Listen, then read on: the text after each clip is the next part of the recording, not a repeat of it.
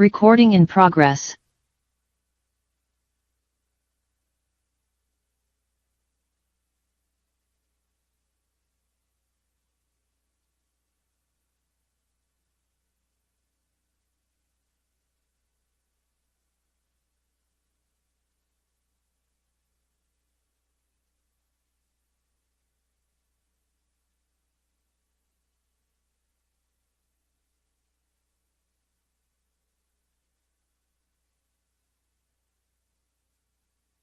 Pedestrian and Bicycle Advisory Committee for Wednesday, March 6th.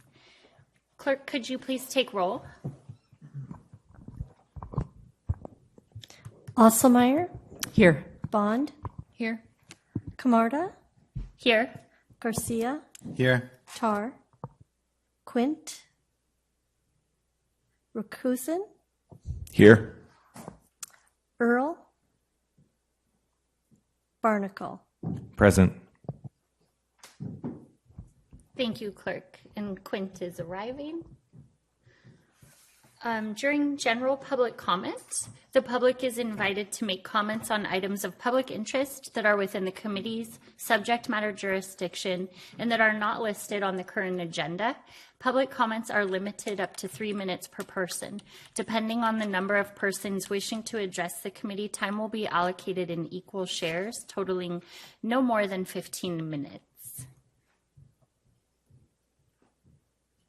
Thank you.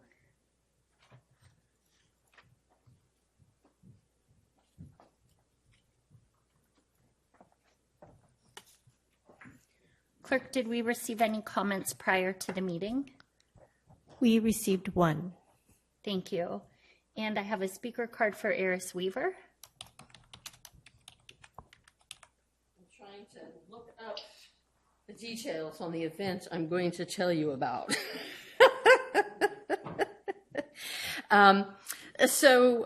Eris Weaver with Sonoma County Bicycle Coalition.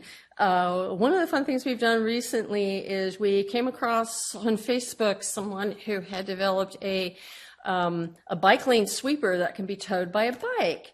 And one of the things that we have seen throughout the jurisdictions, and it's not unique to us, it's all over the country, when people talk about building protected bike lanes, that's one of the barriers or questions that come up is, well, how are we going to keep it swept? And so when we saw this one, and I contacted the manufacturer because I was just curious about when is it going to be ready commercially down there in Silicon Valley. And he said, well, we're not that far from you. I'll lend it to you. So we've borrowed it for a couple of months and are going to do some demos of how it works. Not that a bike-powered bike sweeper is going to be the ultimate solution, you know, to the challenge forevermore, but just more as a demo of this is not an insurmountable problem. Plus, it's just fun.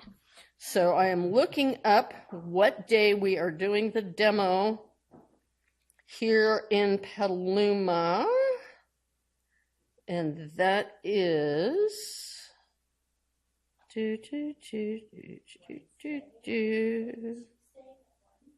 there is bike sweeper demo on Tuesday, March 19th at 1 o'clock at the intersection of the Smart Pathway and South Point Boulevard. We will be there with a sweeper and do a little demo. Sorry, we can't let everybody else take a turn on it because liability issues, but we'll at least be able to do a bit of a demo.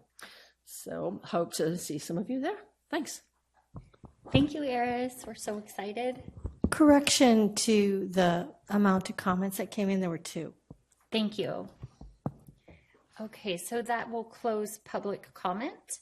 And we are going to make a change in the agenda to do our public hearings and matters for consideration first and our presentation last. And so we will move to, I guess we will move to approval of minutes first for February 7th, 2024. Are there any changes that the committee would like made to the minutes? Nope. Then they will be accepted as is. And we will move to item number 3, which is review and provide feedback on the active transportation components of the Caulfield Bridge and Extension Crosstown Connector project. And Bjorn, would you like to introduce this? Yes, thank you very much, and good evening, committee members. Tonight we're very excited to have Jason Hickey, who is the Structures Division Manager for Mark Thomas and the Deputy Project Manager for this very exciting project, the long and awaited Caulfield Bridge Crosstown Connector. And tonight Jason will just be giving a brief overview of the project, introducing the committee to the project, and talking through some of the bicycle and pedestrian components of the project, including connections to and from the bridge on both sides, the bridge cross-section itself, looking at the lane widths and multi-use pathways on the bridge, and also talking through some of the amenities and some of the community outreach we've done so far and what we have in store for community outreach in the next several months. So with that, I'll turn it over to Jason. Taking the time to listen to the presentation, and it's a very exciting project for the city of Petaluma, for Mark Thomas as the design firm, and for the community at large. So I'll give a little bit of an overview of the purpose of the project. The purpose of the project is to construct a new drawbridge over the Petaluma River that would provide access between the southeast and the southwest portions of Petaluma. It would enable safe and convenient crossing for all modes of transportation, including driving, walking, biking, rolling, however you want to get across. It would also aid in the relief of existing traffic congestion by providing a new crossing across the Petaluma River, and it would improve on emergency response times. Here's an overview of the area in which the project is. We have the Petaluma or the Caulfield Bridge in red over the Petaluma River there. We also have a lot of planned development in the project area. We have the Petaluma River Park, which was recently acquired, that was planned for development and is now kind of up in the air. There's construction for the River Place Apartments, which is on the southeast corner of the project. That's progressing as we speak. To the north of the project, near Hopper Lane or Hopper Street, we have a planned connection that would kind of realign and provide a better connection from the existing at grade railroad crossing, and provide better circulation to the rest of the project and the bridge crossing itself. Here's an overview of the existing and planned bike and multi-use trail network. You can see the planned is in dashed and the existing is in solid lines. Green being the multi-use path, and blue being an existing or proposed bike path. The bridge will have multi-use paths on each side, which we'll talk a little bit more in detail. The River Place development on the southeast corner is going to extend those existing connections on the south bank. And then there's planned connections all along the Petaluma River on the north side, and extension further to the west on the south side. So here's kind of a layout of the main project area where the bridge is located. You'll have to kind of reorient yourself. North is to the left. So we've got Petaluma Boulevard and the existing roundabout on the south side to your right. And then we've got the recently constructed development on the north side along Caulfield Lane. Bautista Way kind of fronts the river right now, and there's an existing multi-use path along the bank of the river. The new bridge would cross over that existing path. For a few hundred feet, the existing path would have to be regraded to lower it, to allow it to go underneath the planned bridge. And then the bridge would span over the top of that and cross the river.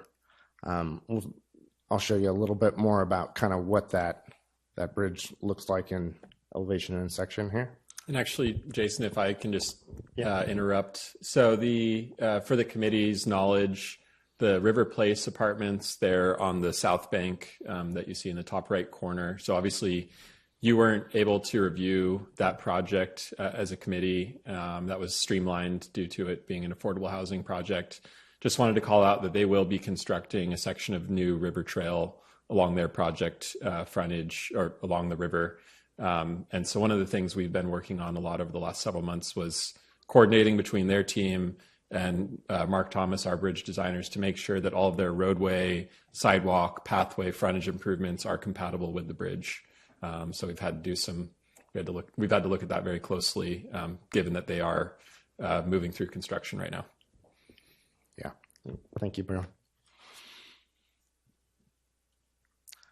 Here's an elevation of the bridge looking downstream. So north is on the left.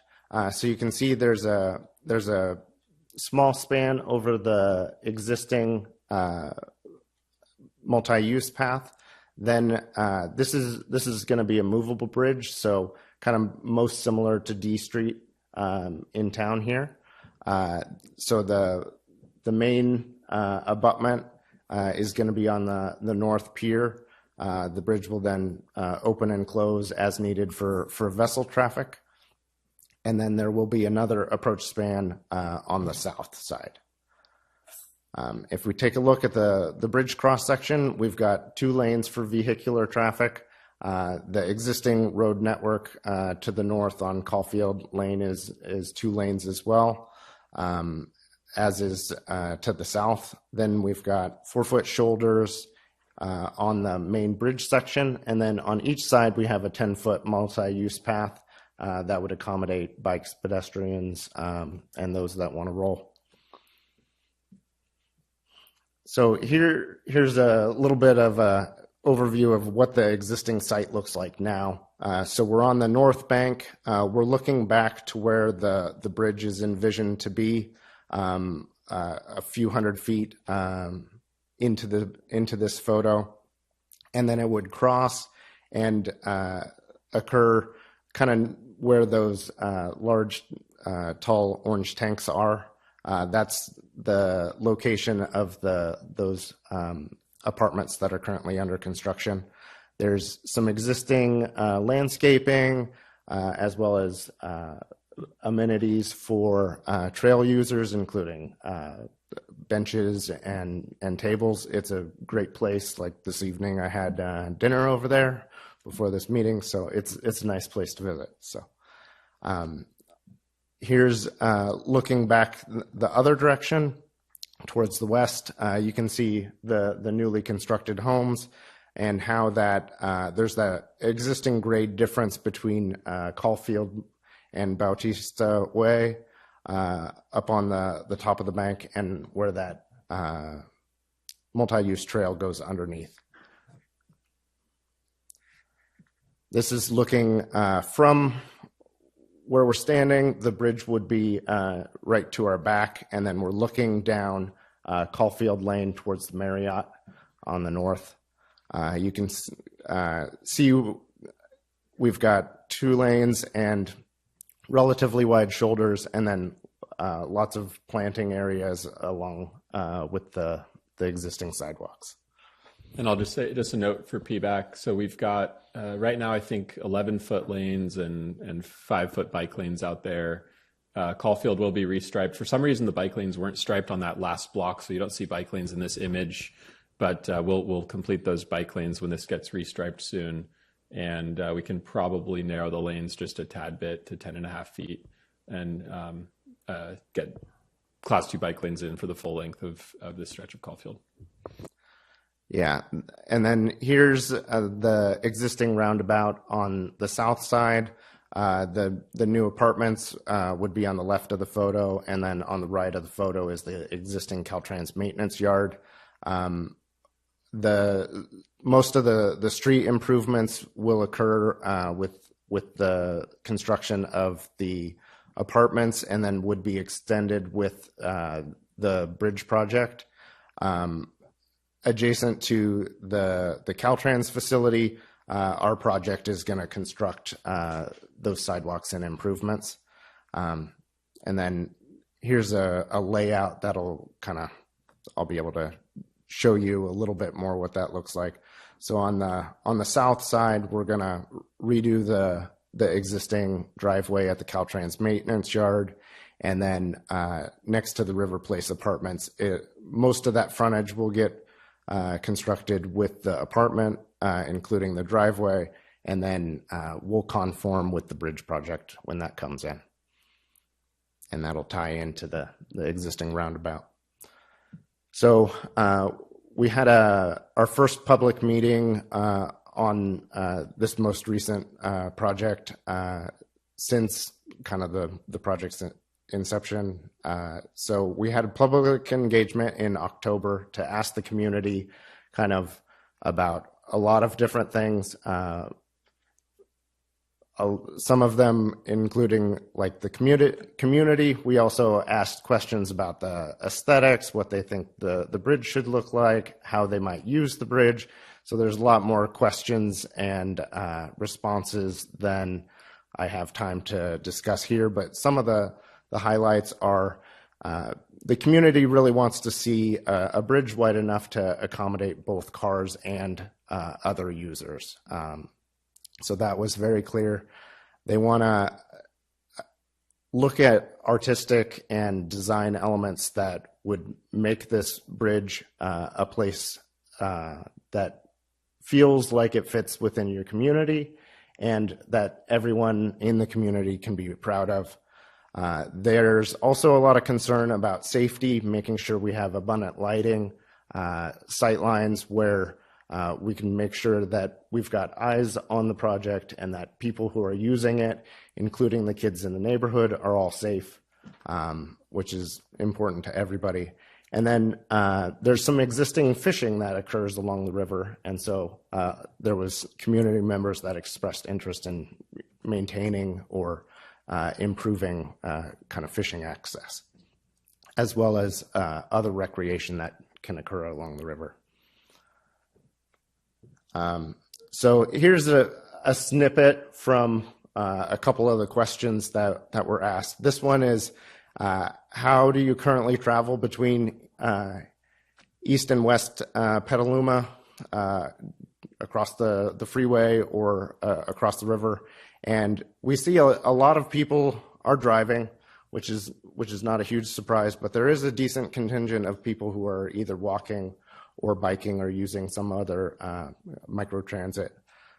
And then there's also public transit listed here. And then we also asked them, like, with the Caulfield Bridge project, how do you anticipate seeing you use it? Would you use it, and how? And so we see a shift kind of happen with the new crossing. It appears like it allows people to use alternative forms of transportation, including walking or biking, as an alternate to just driving for when they're moving across town. So that was one of the things that came out that I was really interested in. And then the full kind of public engagement report will get posted to the project website at some point. Upcoming public engagement and opportunities for people to provide further input will be coming. We're going to be having neighborhood-focused meetings with local stakeholders along the river and the planned development. We're going to have regular updates to committees like this, as well as city councils and commissions. There's going to be another big public meeting around the July timeframe when we plan to circulate the draft environmental document. Make sure everybody's aware that it's out. That's your opportunity to comment on the environmental document. Additionally, this project is under the jurisdiction of the United States Coast Guard because we have a navigable waterway. And so the U.S. Coast Guard is going to circulate a notice to mariners, which will inform the river users as well as other mariners of the project, what the project is going to construct, and how it could impact using the waterway. And then for those not already signed up, you can visit the project webpage through the city's website and sign up for email updates. With that, I'll turn it over to some questions, comments, feedback. Thank you so much. This is great. And are you going to take us through the rest of these slides with the features, or this is just for that was my backup for Q&A. Okay. Councilmember Barnacle, Pamela, can we start with you for a question? I just wanted to ask, what's the distance in height, I guess, from when the river's at its highest and the bridge, proposed bridge? Yeah. What's the clearance when it's down? Yeah. We're going to be clearing not only the 100-year water surface elevation, but we're also planning for anticipated sea level rise for the 100-year forecast. And so we've included that in the hydraulic modeling that we've done. And so like worst case scenario, sea level rise and a 100-year storm and high tide occurring at the same time 100 years from now, if that were to happen, then the 100-year water surface elevation is right around the bottom of the low steel.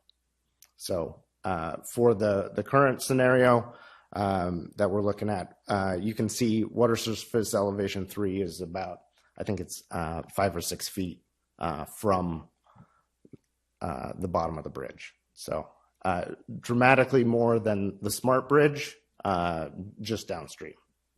So. And the Caltrans maintenance yard, will that continue to take access, in perpetuity at the other end of the bridge? And is that use expected to continue? As far as I am aware, there's no planned change in use for the Caltrans maintenance yard, at least none that I'm aware of. And same for the River Place apartments. Do they take access when they're approaching the bridge and then they make their right into the subdivision? Yeah. Is that their only form of ingress and egress? It is. Okay. All right, that's all I have. Yeah, there's a pretty steep slope there. You can see, actually, if you stand on the north bank and look across, you see a massive retaining wall that they built. They basically cut into that hillside below Petaluma Boulevard South. So that's their only real possible ingress and egress on that property. I guess the follow-up question to that is, have we considered, the backup that might happen when people are coming, in that direction and they're either trying to turn in safely, so that must be turn in and turn out, right turn, so you can make a left turn out of there and a right turn. There's no prohibited movements, right? Everyone can go in both directions when you're coming and going? Yeah, that's what we're anticipating for now. Uh-huh. Yeah. Is there any traffic control that would help? It just looks like a very short space. I just wonder if that's something we've been thinking about, is how to control the movement safely for people going in and out of the apartments. I realize there's only so much real estate there to work with. Yeah, the good news, the vehicle speeds will be very low coming out of a roundabout, right, and off Right. the bridge. So that's, but with something that I'm confident they would have looked at closely when approving that project and anticipating that the bridge would be built. But we'll be doing an additional layer of review, obviously, for any other traffic controls needed throughout the project area, including on side streets, driveways, etc. Yeah, and we've done a preliminary kind of queuing analysis on when the bridge opens and what the kind of traffic backup Yes, that's kind of my question. would look like, and so kind of based on the preliminary queuing analysis for a 5-minute opening, traffic would not quite back up to the entrance to the roundabout, so you'd still be able to, you'd see that there was a queue there, and you'd be able to go around or look at an alternative crossing. So when the bridge is up, it's about a 5-minute experience, is the idea, depending on how many boats are coming through. Is once it's up, it takes 5 minutes to come back down or something like this? Yeah, so 5 minutes is kind of the typical if they relatively quickly clear. And so it would depend on how quickly the vessel clears, because the vessel has the right of way. Okay. And the crossing gates that will come down to prevent people from going northbound, where will those be? Those will be between the driveways for Caltrans and the River Place and the bridge. So part of the reason we oriented the bridge in the direction we did is because that would allow us to push back the location of those crossing gates. So the actual bridge doesn't open until you're within that first span. So Bjorn's pointing to that kind of joint there. That's the part that opens. So we'd be able to put those gates kind of as far back as we could to maximize that queuing space. Okay, thank you very much. Uh-huh.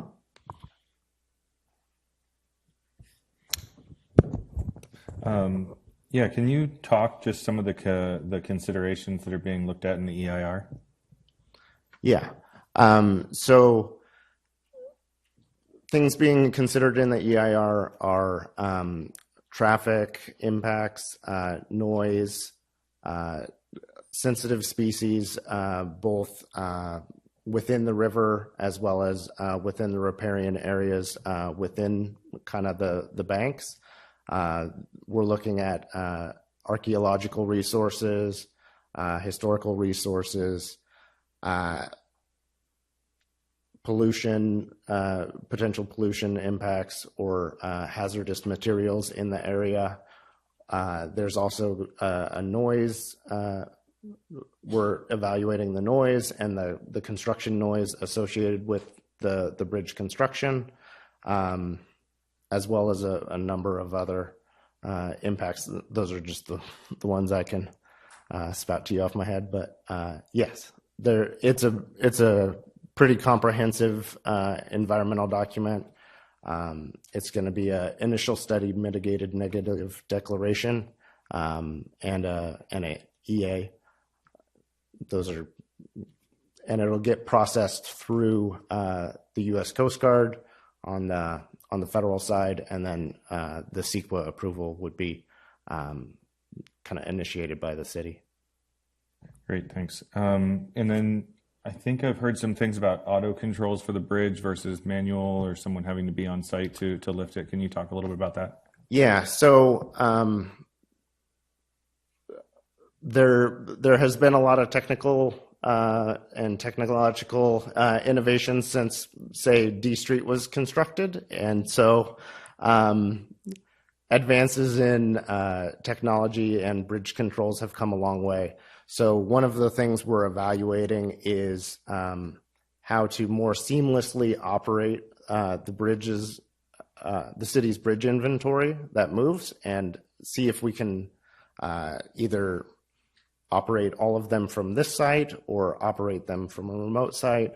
And in any case, we're looking at trying to streamline the burden on the city to make sure that it's as low cost to maintain as possible, as well as improve the experience for users, especially waterway users who have expressed some frustration with having to contact multiple agencies and wait for non-coordinated openings. And so that's a comment that came up a few times during the initial public comment or public meeting that we had.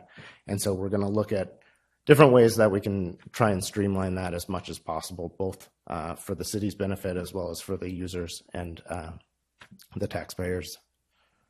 Thanks. And then maybe this one's for Bjorn, I don't know, but just talking about some of the circulation and safety measures that we're looking at for the existing neighbors, and what alternatives we're looking at with the mitigations and whatnot that are not necessarily right within the bridge, but obviously caused by opening up the connection.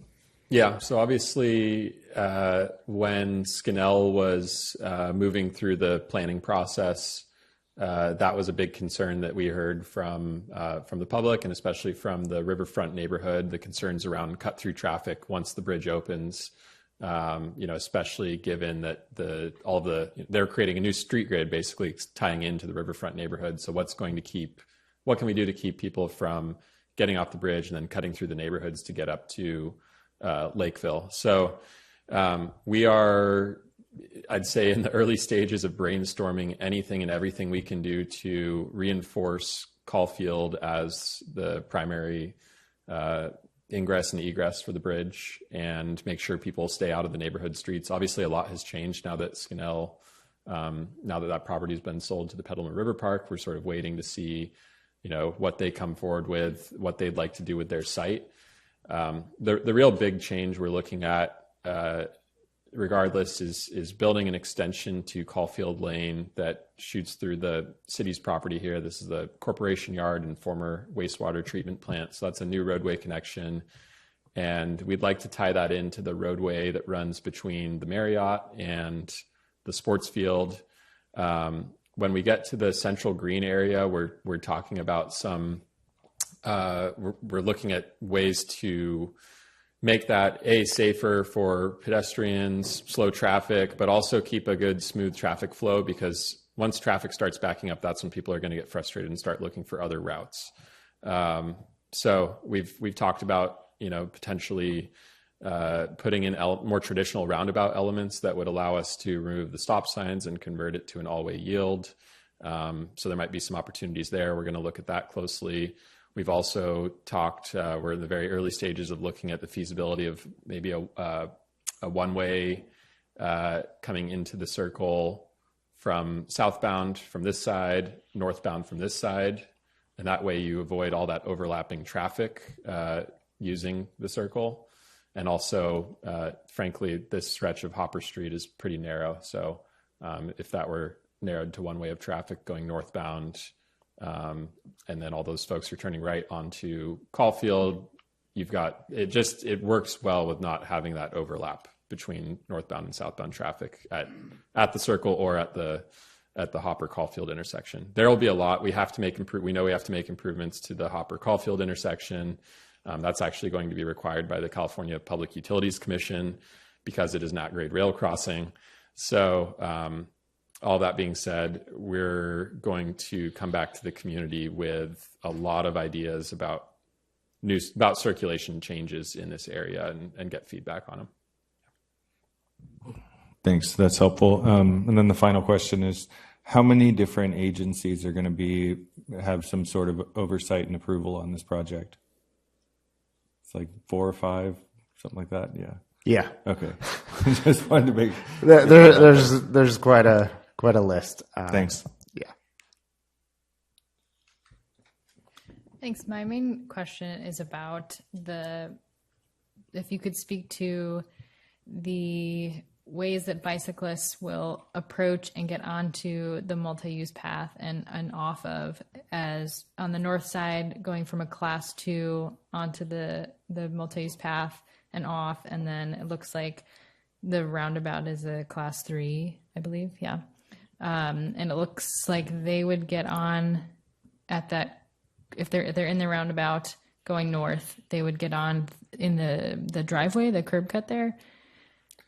So if you could speak to I'm wondering and maybe concerned about larger bikes being able to navigate getting on and off in a smooth way and not feeling like they don't have enough space to turn and to get on.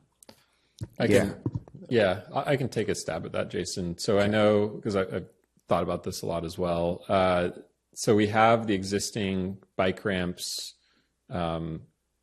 going into the roundabout on all legs at the Crystal Lane roundabout. Admittedly, there's probably some design modifications we could make to those to make them a little bit more usable. But then the idea for this side is that all of these sidewalks have been widened and will function really as off-street, as multi-use trails. So anywhere within this roundabout, you're really supposed to be going around and using the crosswalks for the safest possible experience. So those will tie in to these widened sidewalks that are being built by River Place on this side, and that we will build as part of the bridge project adjacent to the Caltrans yard. On this side, we're not showing this illustration doesn't show connections, but we'd like to figure out a connection that's nice and convenient between the bridge and the river trail here, on both sides, so that regardless of the side you're on, if you're headed to the river trail, you can easily get off and go down to the river trail. And then curb cuts. So entry point, if you're on Caulfield, you're just basically crossing the intersection with vehicular traffic and then getting onto the widened multi-use trail. Thanks, Bjorn. It does look a little tight to me, but I'll trust you if you say it's not. Going south, getting onto it, maybe the curb cut is. And this is so conceptual. This is a conceptual drawing. These curb, those are. these are like 10% level. As long as you're considering that, then I won't harp on that. But yeah, thank you. Do you mind if I harp on it for a moment? Since we're on the topic, I know I'm going out of turn, but since we're talking about this, if you can bring that slide with the roundabout up again, please. So I see what you're saying with the bike ramps, and I'm sort of picturing, coming if I'm coming down Petaluma Boulevard, approaching the roundabout, and I'm wanting to go left onto the bridge. I'm going to have to get up take the exit onto the multipath. I'm going to have to go around. I'm going to have to wait for cars to clear. And then I need to, so I'm sorry, if you could take your cursor. I wish I had the cursor, right? So you're describing doing this and Yeah, and as an avid biker going through roundabouts in Petaluma, I think that, to me, that idea sort of strikes of the notion, that we're designing that roundabout just for cars. Like, I think you're asking too much of pedestrians and bicyclists to take that route. And I think there needs to be, it's great that it's there for someone who wants to go that route, but I think it needs to be designed in a way to where cars feel when they go through that roundabout that it's okay for bikes to be there too. Because that's just part of the whole design thing. Asking the bikes to take that big detour through there, I think is, just feels like it's too much. And so one other option too is you could get off here and then use this crosswalk. This is all, all of these sidewalks are bi-directional. You don't necessarily need to be going with the direction of traffic. So you could cross the bridge on this side. And then, of course, there is always the kind of take the lane vehicular cycling option, which you could use and then use a ramp to get, or I guess it would be the driveway at Burbank Place where you can get up onto the multi-use path on the bridge. But your point is well taken that that roundabout design could do a better job of accommodating.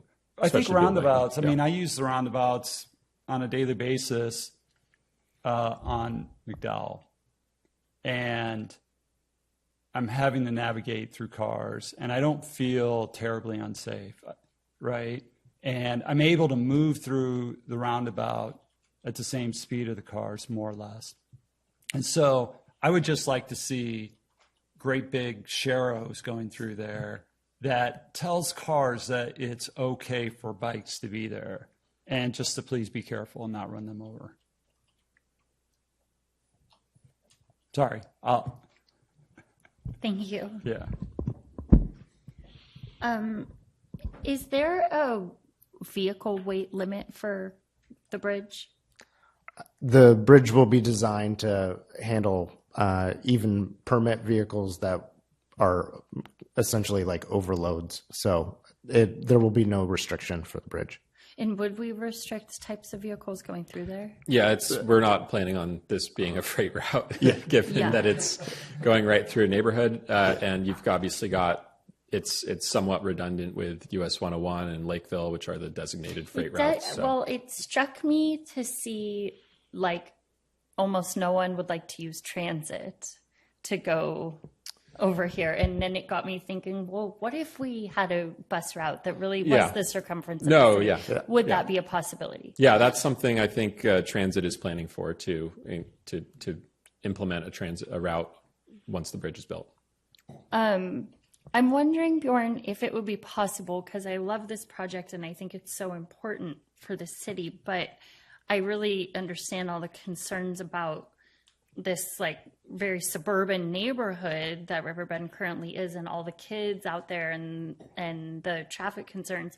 Would it be possible for staff to flag like the neighborhood street calming, like any things coming towards the city as high priority, so we could quickly address them, like knowing that we can't fix everything, but new project, we want to be really cognizant to people's needs and concerns out there, and like be able to address those quickly so that this project is well received? Oh yeah, absolutely. With all of those circulation, traffic calming, pedestrian improvements that I was describing would be incorporated as part of this project. And so before the bridge is operational, all of those changes will be in place. Yeah, I love that. And that you're doing more outreach. I'm just wondering if there's any like tickets that come through saying like, can we have a traffic calming here? And it says like Bautista or Pico or anything like that, that we can kind of get that like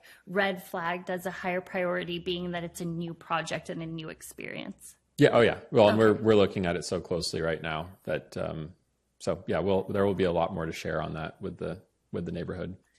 And then could you talk about the lighting experience? I saw the slide and Go ahead and flip. Can you flip to the lighting? So lighting currently is conceptual at this point. We've discussed a few different lighting concepts just at a very high level. Those would most likely include overhead street lighting, as well as path lighting along the barrier is a very convenient place to put it for the multi-use path. That would provide lighting at a user level along the entire length, and it's pretty continuous, so you don't have big gaps where, scary monsters could be hiding. So that would be kind of the design concept at this point. Okay, I especially like the lighting on the multi-use path. I'm just like a little concerned about sensitive habitat and the addition of lights to the area. Yeah, and one nice thing about that type of lighting is it's very directable, because you're placing the fixtures at about chest height, and so you're not getting a lot of spill into onto the water that could impact the fish. And you're also not getting a lot of light pollution going up, because everything is directed down at the walking surface. So it's that type of lighting is actually very good for preventing light pollution where you don't want it to go. Do you know if it's solar lighting or if that's a possibility? It's a possibility. We could evaluate it. Solar technologies come a long way. It's just, where do we put the solar panels related to it? And so that's something we can kind of further explore as we work through the power requirements for the bridge, as well as the lighting system, as well as look for opportunities to place solar panels. Thank you. And we really haven't had a good experience with solar lighting on multi-use trails. We get our lights get confiscated. Yeah. That's a challenge. Yeah. Thank you. Adam? No questions. Yeah, can we go back to the slide that had the map of the area? I just had one other call out. So yeah, keep going. Here, perfect. So the only other call out that I wanted to just kind of try to put on people's radar, as Hopper Street comes to an end, there's it's kind of like that the smart path sort of comes, it looks like they've started it down in that area, and it right before it goes under the bridge, it's a dotted line now. Go up. Yeah, right there. So as that goes under, so there's a trail there now that goes under that bridge and comes out the other side, and you can connect to get over to, whatever, the Sheridan, the marina. I'd like to see those improvements really be a priority with this project, because that opens, if you think about that, putting the bridge in here and completing just that little connection under the bridge gives people on the west side an opportunity to get into Schollenberger in that whole area, and can get over to the business park on a bike or walking and not have to get on Lakeville. So that's one little section that can open up a whole avenue for some really nice traffic on bikes and walking. And so I'd like to, just put my 2 cents in that should be really a priority to complete with this. Okay, thank you. That's it. Mm-hmm.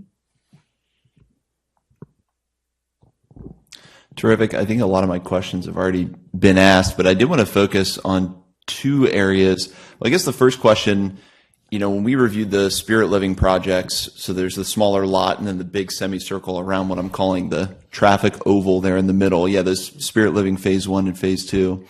A lot of discussion happened around improvements for those projects, especially crosswalks, especially that street between the hotel and the phase 1. Is there any plan, or is there a future date where we're going to go into depth with these corridor improvements? Yeah, I think we can definitely bring that back to PBAC for a detailed review once we have something to share. And probably go to the neighborhood first and then come to PBAC on the circulation improvements. Okay, perfect, because that issue keeps coming up. And then before Caulfield Bridge, if you want to go back to the diagram of the roundabout going into the bridge, I think I might be just repeating Pamela here, but I wanted to confirm the River Place Apartments, no traffic goes from there out onto Caulfield, on the Caulfield side, right? No, it does. It does. Okay. That's their only driveway. Okay. Yeah, that's what I thought. So that area, gets highlighted. I see people coming down Petaluma Boulevard and not slowing down very much if they're just going on Caulfield.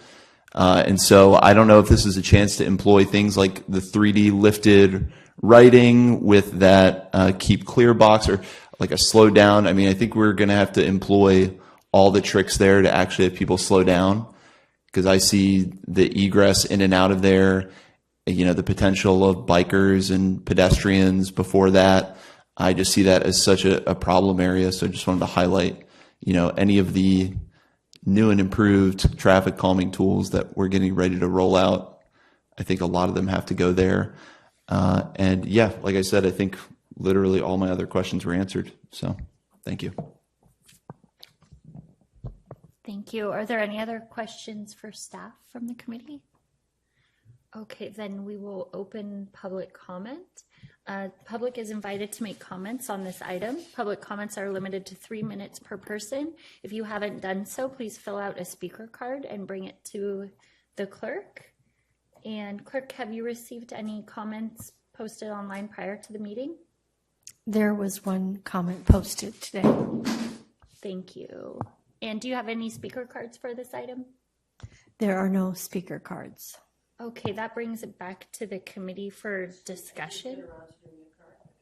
Oh, please, yeah. I should just hand you a big Yeah. for the meeting. This is kind of more of a question than a comment. My reading of the plan looked like there's a nice sturdy vertical barrier between the vehicles and the bikes on the bridge, correct? What's the surface that the bikes and pedestrians, is that going to be concrete or? It's a steel barrier. Okay, that's the barrier, but my other question is what surface we're actually riding on. Okay. Is that concrete or? The decking material for the movable bridge portion is going to be, it's going to look and feel like concrete. Okay. However, it will be kind of a composite epoxy material because the movable portion of the bridge needs to be as light as possible because the heavier it is, the bigger the counterweight and the more expensive it gets. But not that weird grid stuff that's on D Street Bridge. Absolutely not. It will not be that. It will not be grid. Yeah. Thank you. That's an important comment. Okay. Please come on up.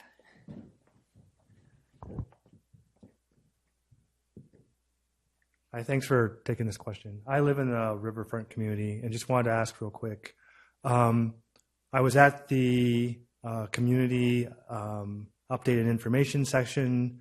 I think the traffic estimates for the Caulfield Bridge at that time were 13,000 cars a day.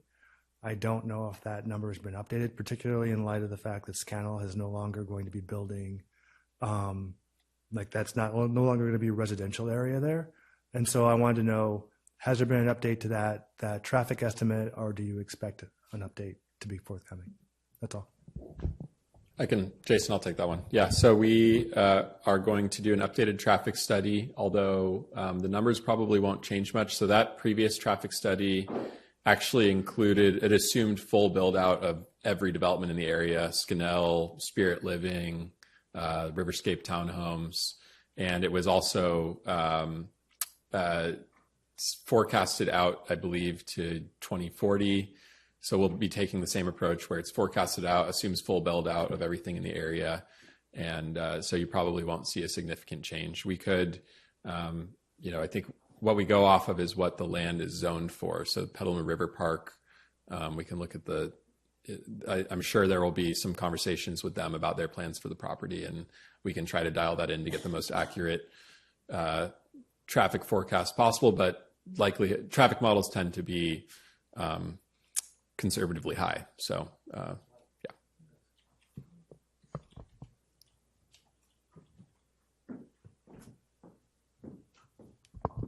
Just a question.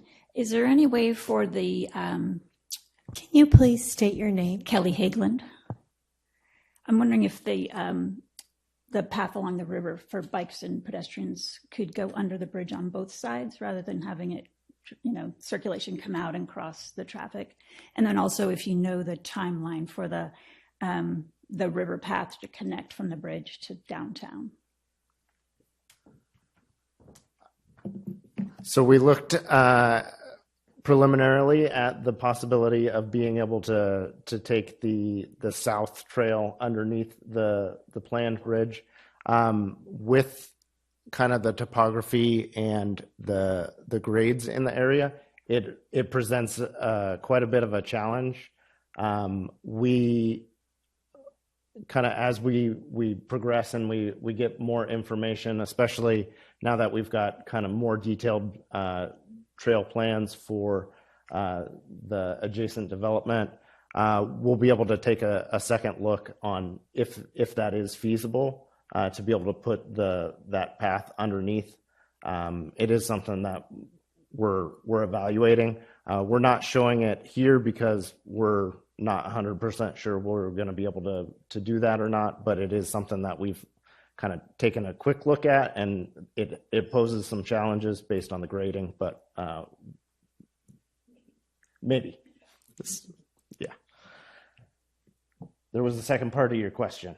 Well, I see this dotted line all the way downtown, and is that decades out, or what's the... I'll let Bjorn. Yeah. So, like I mentioned, this piece of land here was recently acquired by Petaluma River Park Foundation.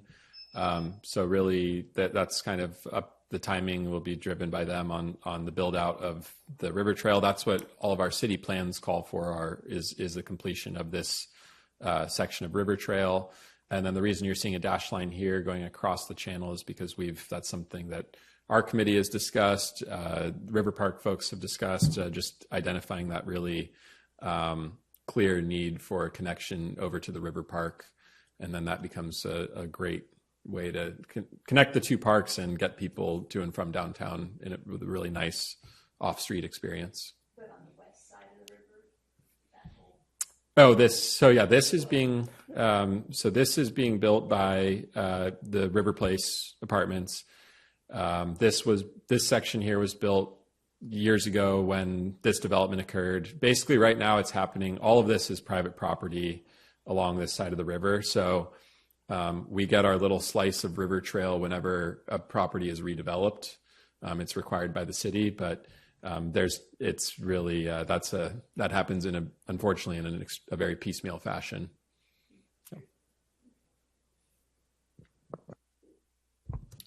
Okay, I believe that closes public comment and brings it back to the committee for discussion.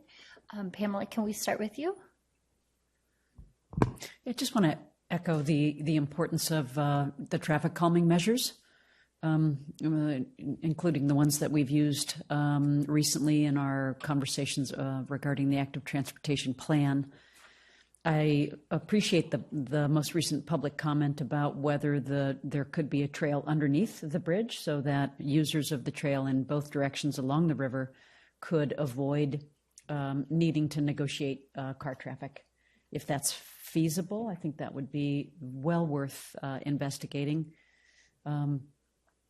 Those I think are some of my main concerns. I do like the idea, Bjorn, that you mentioned of potentially rerouting traffic around that the oval and making that single directional, and that would certainly reduce some of the conflicts in the area.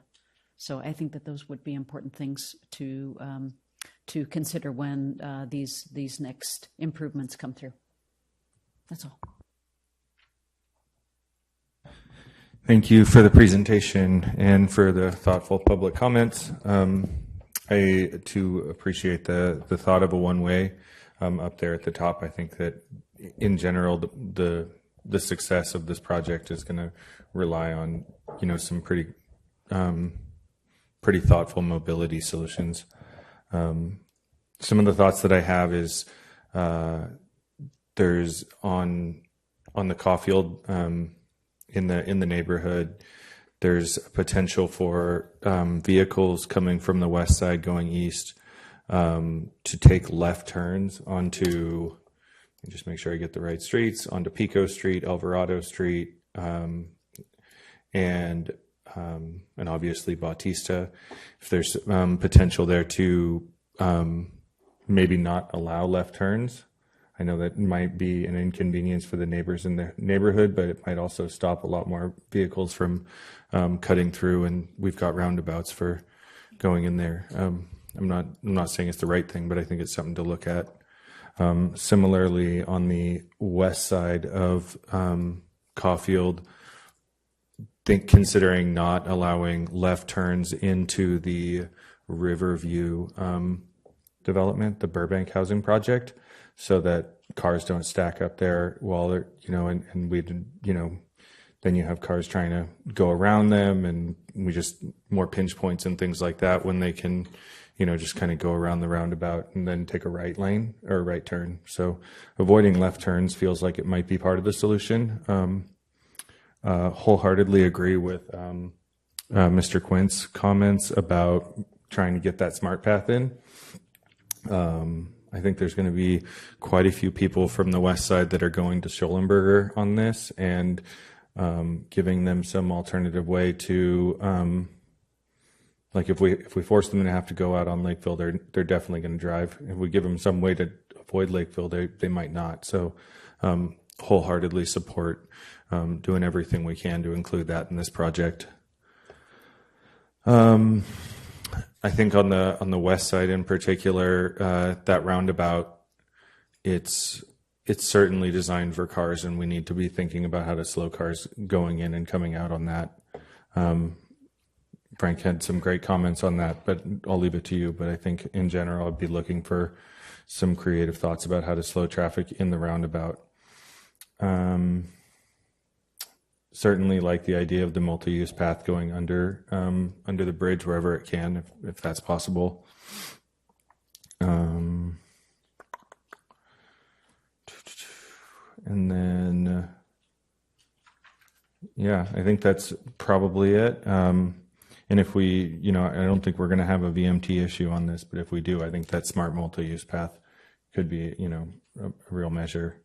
And of course, I'd love to see the path going down the west side, but that's a long ways out. I think there's some old industrial landowners there, Caval Machinery and Van Beber and things like that. That I don't see them leaving anytime soon. So that's probably a ways out, but it's in our plan, so it won't be overlooked if and when they do leave.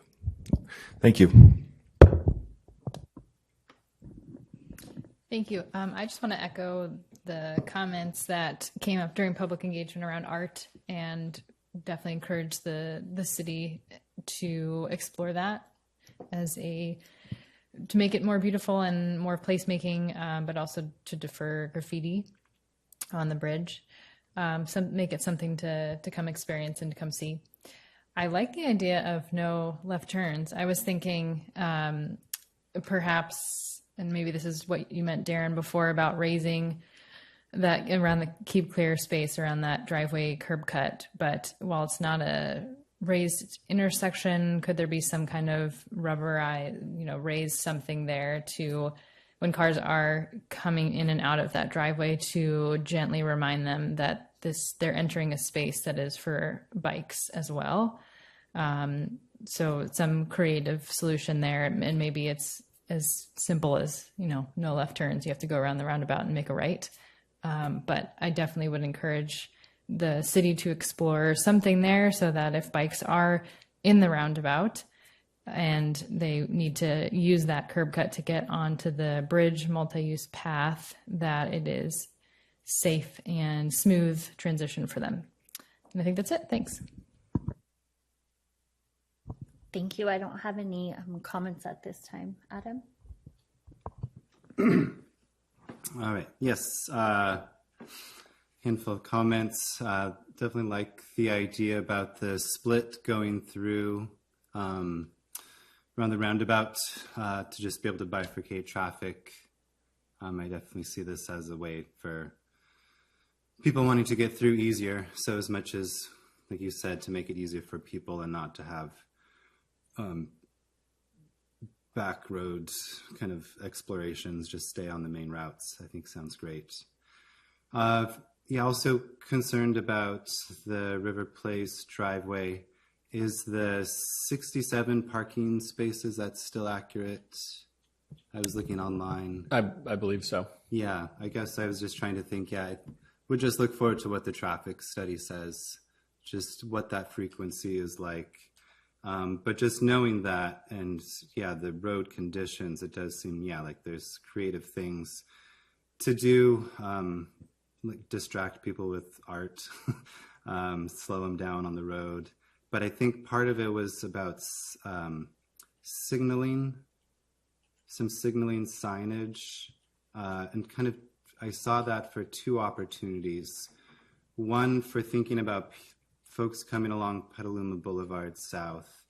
If there's a boat approaching, to know that there's going to be a boat approaching, you can't go left for the next 10 minutes.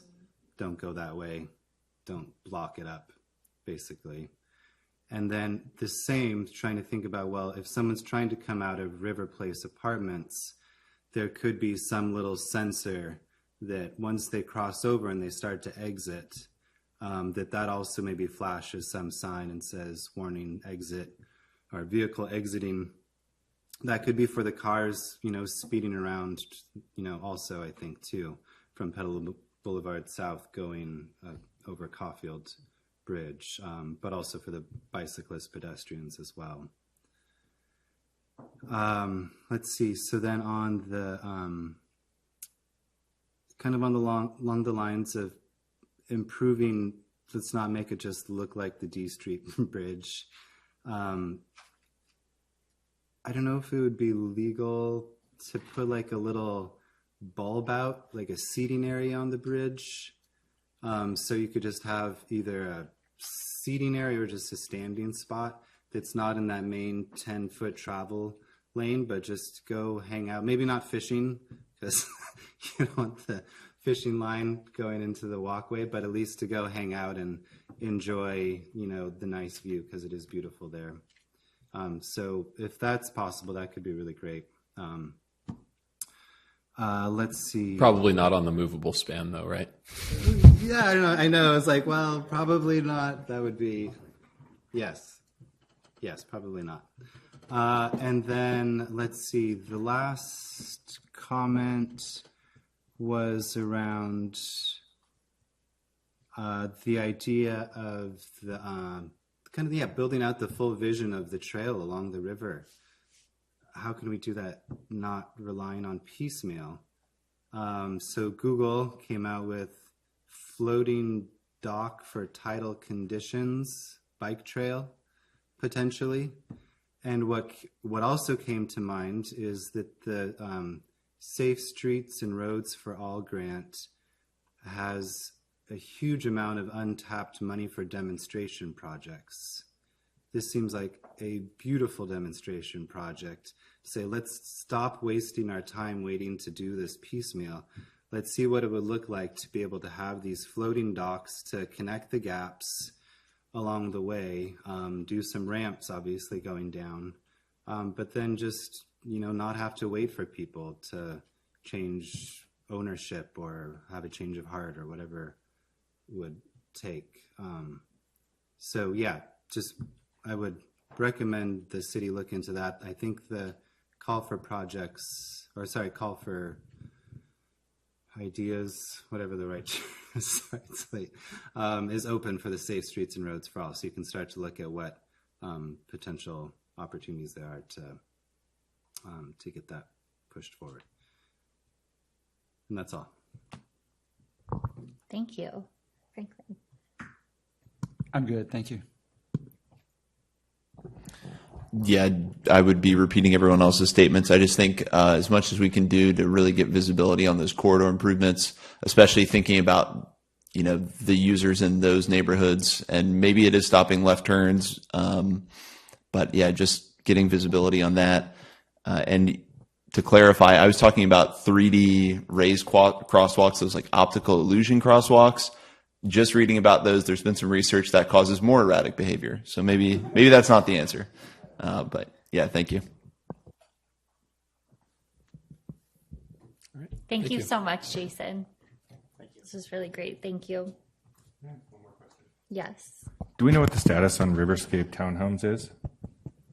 I do not. Have you seen it? Has any come to planning commission at all, or? No, we got an update on it and saw their site plan. There was an issue with them getting some land there right by the river. We had to do a swap or something like that. But as far as I know, they're proceeding. I don't think there's been any holdups or anything like that. I believe the project is approved, though. Yeah, we've already finalized the subdivision map. I'm just wondering because there's a stop sign in the middle of the sidewalk when you leave on Caulfield. That's like really kind of a pain in the neck. It's been in my bonnet ever since this project got done, and they promised to fix it. And I just want to make sure they fix it. Okay.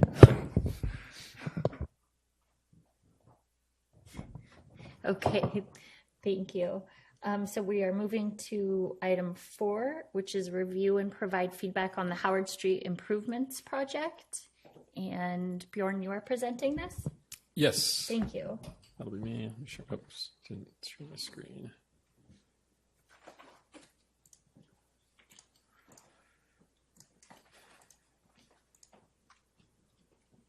All right. So yeah, tonight we'll be giving you a quick overview of our Howard Street improvements project, which includes paving and utilities between A Street and West Street. Currently in design, and we're just on the heels of a recent community meeting that we held here a couple of weeks back. This largely is the same content that was shared that evening, so excited to get PBAC's feedback on what we shared with the neighborhood a couple weeks ago.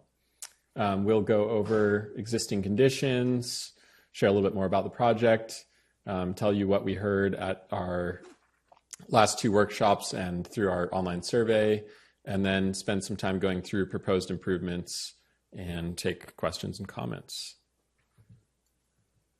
So like I mentioned, the primary project is on Howard Street between West and A Streets. That full length will have sewer and water main replacements as well as roadway reconstruction.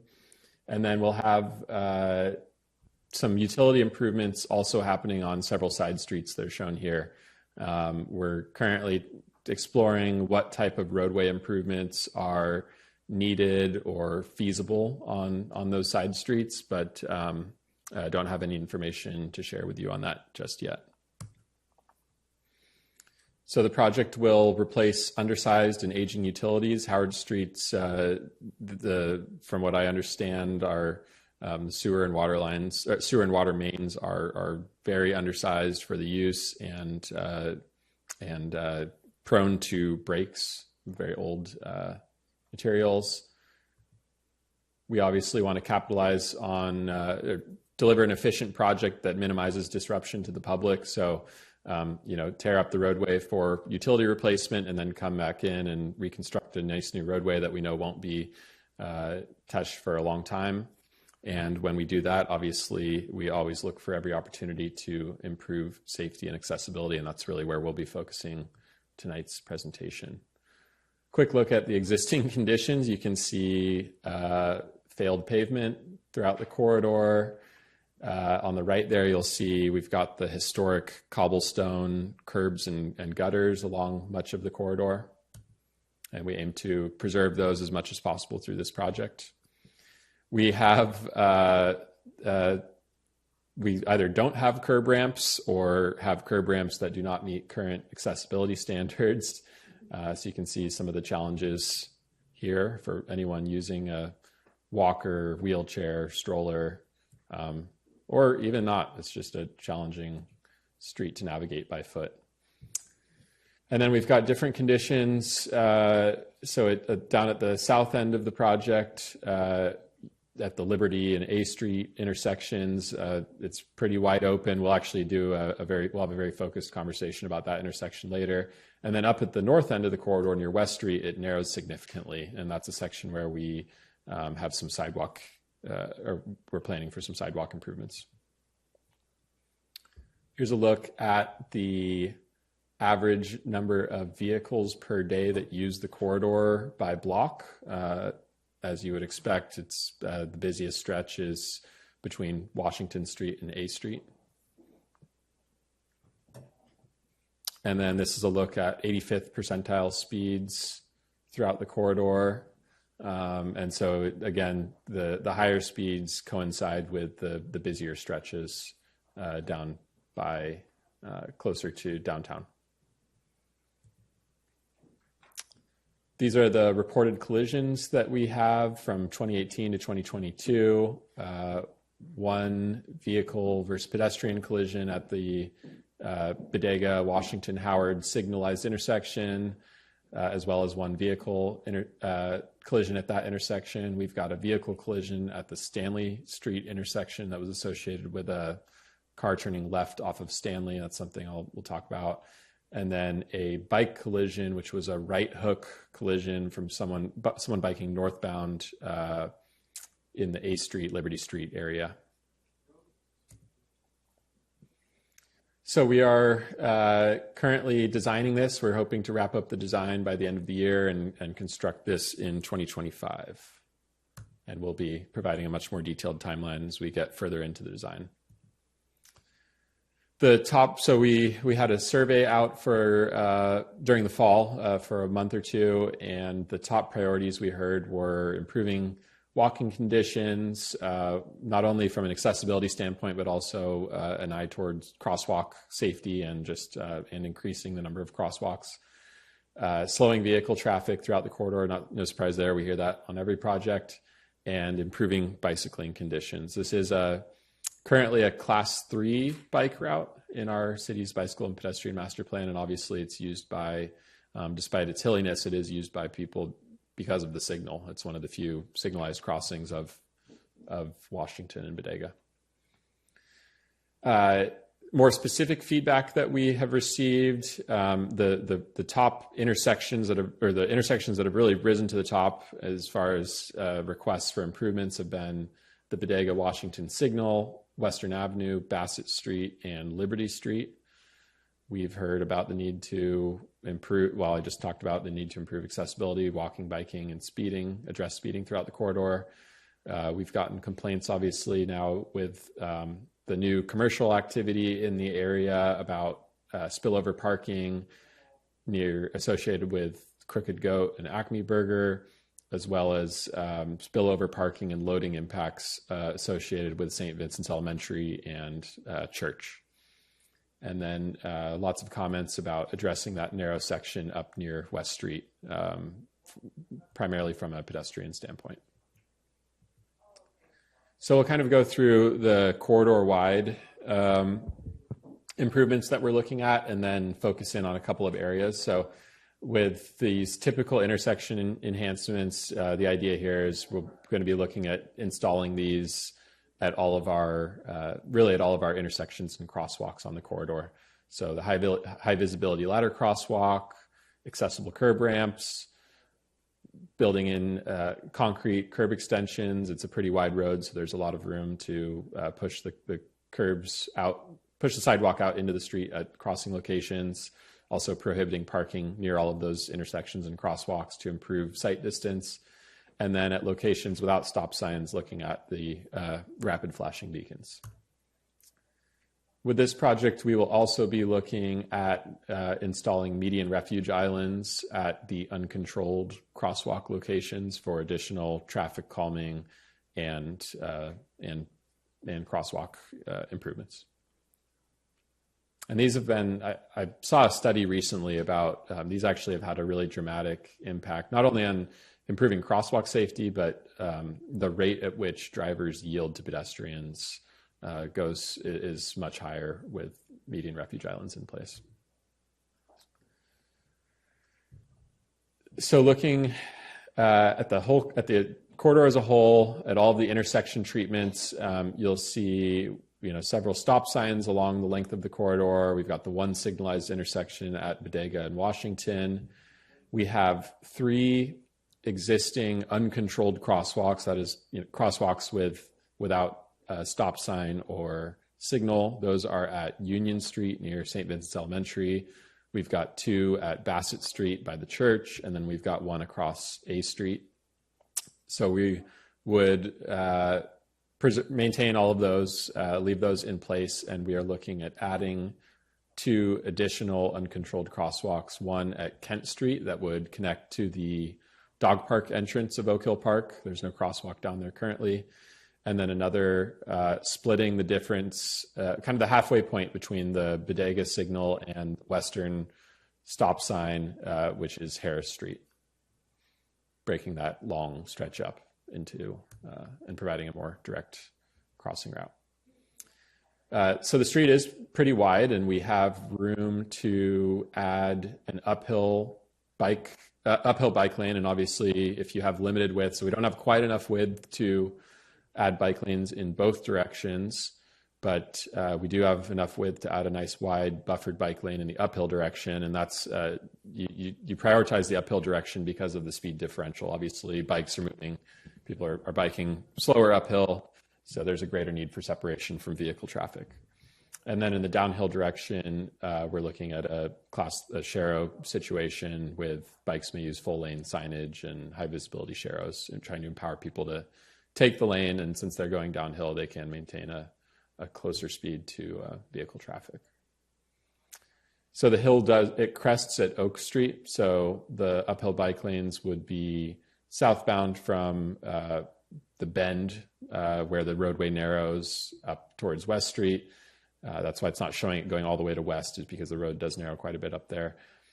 Uphill from the Galland area up to Oak, and then it switches directions. So coming from A Street up to Oak in the other direction. We're looking at sidewalk improvements near West Street. On the left of this image, this is actually city property that has been landscaped by the property owner. So we're talking to them about the possibility of installing a sidewalk right here on city right-of-way. And then on this side of the street, you have a sidewalk, but it's an awkward sidewalk. Oftentimes people park up on the sidewalk because, as you can see up here, you actually don't have a curb. It's basically flush. The roadway is flush with the sidewalk. And because it's narrow, obviously that puts more pressure on people parking their cars to park on the sidewalk. So we're looking at, we'll look at defining areas where we have enough width for people to safely park, leave the roadway clear, and leave the sidewalk clear. And we'll look at some ways to give this sidewalk a little bit more definition. This is just looking back in the other direction, so you can just see it from a different angle, looking downhill towards West Street. One of the things we got a lot of comments at our open house, or our meeting recently with the neighborhood. A lot of folks asked us to also close the sidewalk gap on West Street, going up the hill on this side. So we'll look at the feasibility of, if we get this sidewalk in here, seeing if we can tie that sidewalk gap into this project as well.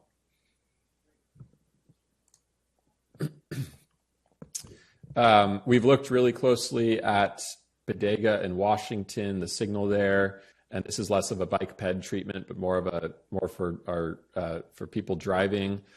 Right now, at this intersection, if you're driving on Howard Street, we don't have enough room for opposing lefts to simultaneously clear each other in that intersection. So there's this really awkward dance you do as a left turning driver where you're trying to figure out who's going to go first.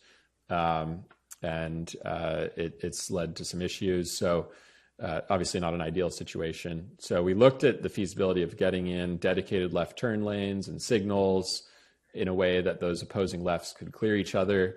And it really, unfortunately, is not feasible with the strange, with the angles of this intersection.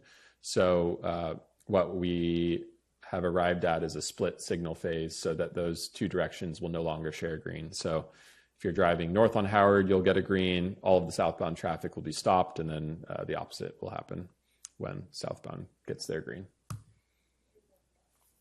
I believe these are already in place, a 5-second leading pedestrian interval, just sort of the standard practice that we're doing throughout the city now.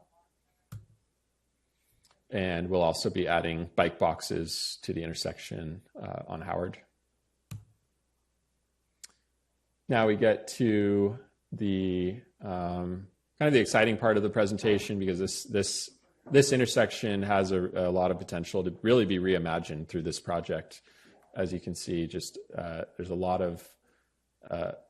we can do to tighten up this intersection, slow the turning movements, shorten the pedestrian crossing distances, make it a safer and more pleasant place to be. So the first option that we're looking at would involve basically maintaining the existing traffic circulation as you have out there today, relocating the crosswalk, so pulling that crosswalk north a little bit for better sight distance, and then extending the curb, as you can see along at this corner here, pulling this out to not only shorten this crossing distance, but really to slow down this right turning movement, so that this is no longer a free right onto Liberty. Creating a crosswalk across, extending the median quite a bit, and then same thing over here, nice short crossing. So that's option one. And then option two, which does involve a circulation change, is really the same idea, but now Liberty Street would be one-way northbound. So what this would do is it achieves the same things. You've slowed down this turning movement onto Liberty. You've eliminated what can be a very challenging maneuver off of Liberty onto Howard, both making rights and lefts just because of the sight distances here. Primarily making those lefts is more challenging. And then it also creates space to add angled parking along the church frontage on Liberty Street. This is still a very conceptual idea. We have just begun data collection on this, so we're going to be kind of quantifying the impacts of this, looking at impacts to Liberty Street in terms of vehicular traffic, quantifying parking impacts, and then also looking at impacts on the Western and Howard intersection with any diverted traffic. And this is also something that once we have that study done, we're going to be doing some neighborhood outreach to see what folks, especially people who live on Liberty Street, think of the idea. So there's something that we've first pitched at the community workshop a couple weeks back. Those in attendance that night, really, there was a lot of support for the idea. But like I said, we have data to collect and more community engagement to do on this. So additional notes on the project, we are also reviewing streetlight coverage.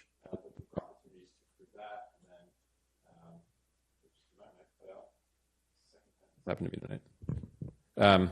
We are reviewing streetlight coverage and drainage and stormwater issues. We'll be looking for opportunities to incorporate new best practices around, with bioswales, capturing stormwater and getting it filtered or getting it into the ground before it gets into the stormwater system, and also looking at opportunities for street trees.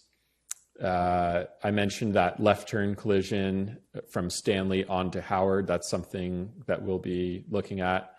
And then to address the spillover parking concerns, we are getting underway within the next month or two with our downtown area parking management plan, which will look at utilization rates of parking in the downtown area and turnover and there'll be some public outreach involved to understand travel behaviors, and then our consultant for that will be coming up with a series of recommendations around how to better manage parking, and that could include expansion of our time-limited parking zones, residential parking permits, things of that nature to ease some of the spillover impacts that the neighborhoods are experiencing off of Howard Street. So with that, I think I am ready to take committee questions. Thanks. Thank you, Bjorn. Can I just clarify, do you want us to give you feedback on the reconfiguration options, or do you want to wait until? No, that's fine. Yeah, we'll do questions first, and then Sure. we'd love to hear what the committee and public think about the Liberty Street ideas. Okay, so questions for staff. Could we start with you, Darren? Yeah, absolutely. You kind of hit on one of my questions about street trees, and I was wondering the feasibility and challenges. I don't know if you've assessed kind of the whole route, but throughout, especially when I see that Liberty and A intersection, I imagine we're pretty limited for visibility, right, in that area? There really could be some opportunities to add landscaping, if we're extending the medians. Obviously, the median would be low-lying landscaping, but that corner along at the A Street intersection, there could be some opportunities there. We would definitely look at site distance with trees, but at the very least, low-lying landscaping could be incorporated. Yeah, and bioswales, I like seeing that. And then just in terms of questions, how much of the adjusting sidewalks or curb edges is planned at the moment? I mean, I know we're going to be digging up utilities, but throughout, you see the old curb cobbles there. I don't think they necessarily need to be replaced. So how much is planned currently? Just what's required, or is it kind of everything's going to be replaced along the utilities, or? That's under assessment. So at a minimum, all of the street corners would be upgraded. And then for the sidewalks, I know Ken might be with us. He could maybe clarify kind of mid-block, what types of sidewalk improvements we'd be looking at. Yeah, so we're looking at a minimum 6 foot wide sidewalk, and the the historic curbs. We've gotten pretty good with the city's standard details to be able to preserve the curbs with the new sort of complete streets installation. So does that answer your question, Daryl? Yeah, I think you got the heart of it with preservation. Yeah, and I was just curious. There were some parts that stood out, though, as definitely needing a lot of work, especially that corner as you come down Howard onto West on the left side there. On that corner, it looks really rough, especially because right across West is like a beautiful corner that it should be. So, yeah, I was just curious about the extent there. So I guess that'll emerge as we go, and I like an eye toward preservation of some of those. And really, at this point, I don't have any other questions. I guess I'll offer commentary on the configuration options when we get there. No questions at this time. Just quick question, less of a comment, hopefully. Where was a parking protected bike lane considered as an option? Yeah, so I'll go back to that cross-section slide. We're just wondering why there was only kind of one option shown for the bike path. No, and this is still up for discussion. To go parking protected, you need another 3 feet for the parking lane buffer. So I suppose that is if the lanes were narrowed to 10 feet, and then the parking lane. So yeah, you pick up a foot. Now you've got 3 feet for the buffer. That entire buffer would have to be between the parked car and the bike lane. So you wouldn't have any sort of a buffer for the parking lane on the driver's side. Right on both sides, really, you have the driver's side of the car flush against the travel lane. So something that we could certainly look at, but not ideal, especially some of the feedback we've gotten or things we've seen on Rainier and Petaluma Boulevard South. It is nice to have a little bit of extra space for drivers to get out of their car. Totally, yeah. And knowing those limitations, that's perfect, just to kind of understand where it's dangerous and where it's feasible. And it seems like it's dangerous. So we did also reference the NACDO All Ages and Abilities contextual guidance, and I think with the volume on this street and the speeds, it is at a level where hopefully the buffered bike lane will be close to, if not comfortable for all ages and abilities. Okay. Yeah. Thank you. No further questions. I don't have any questions. Kelly? Bjorn, apologies if I missed this. The proposed conversion of Liberty to a one-way, is it a one-way to what cross street? Just to Western? Just to Western. Yeah. And what would be planned to do with the extra? Is it a one lane, one way? Yes. And so what would be planned with the extra space? So what we're currently looking at would be angled parking along the church, just given the high that demand. Was the okay on Liberty, gotcha. Yep. And would we see when it meets Western, eventually we'd see a design like what that looks like, conversion back to a two-way. And so like I said, this idea it's still very, very early. We haven't even done the data collection on it yet. It's just we're putting it out there, seeing what people think about it. And like I said, once we have the data, we're going to go door to door on Liberty Street too and talk to those folks and make sure we really have heard from everyone on this. Okay. So I think what was throwing me off is the little yellow line. Oh, yeah. So this would be just calling out the importance of, obviously getting lefts onto Liberty so that we don't have all of that traffic that's headed for the church circling the blocks. If we can avoid it, they're giving them multiple ways to approach the street. And in the other design, it looks quite tight to make a left in option one. If you could go back to that. Yeah. with the, I know this is a rough design, but with the refuge in the middle there, the triangle. Yeah. Yeah. Yeah. This is, But there would be in real life enough of a turning radius to make a left off of Howard onto Liberty. Yeah. Although I don't know how prevalent that turning movement is with the current circulation. Okay. So again, that'll go into our data collection on that. Okay. I like the idea of getting rid of the slip lane there.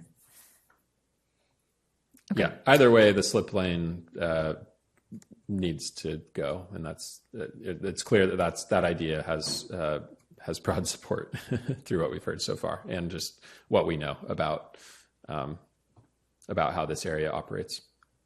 Okay. How do bikes know that they can move at the LPI when that turns for pedestrians? And are you including bikes waiting in a bike box to make a left turn? They can do that, or no? Yeah, yes, they would be able to, because it's a split phase, so they won't be overlapping with oncoming traffic.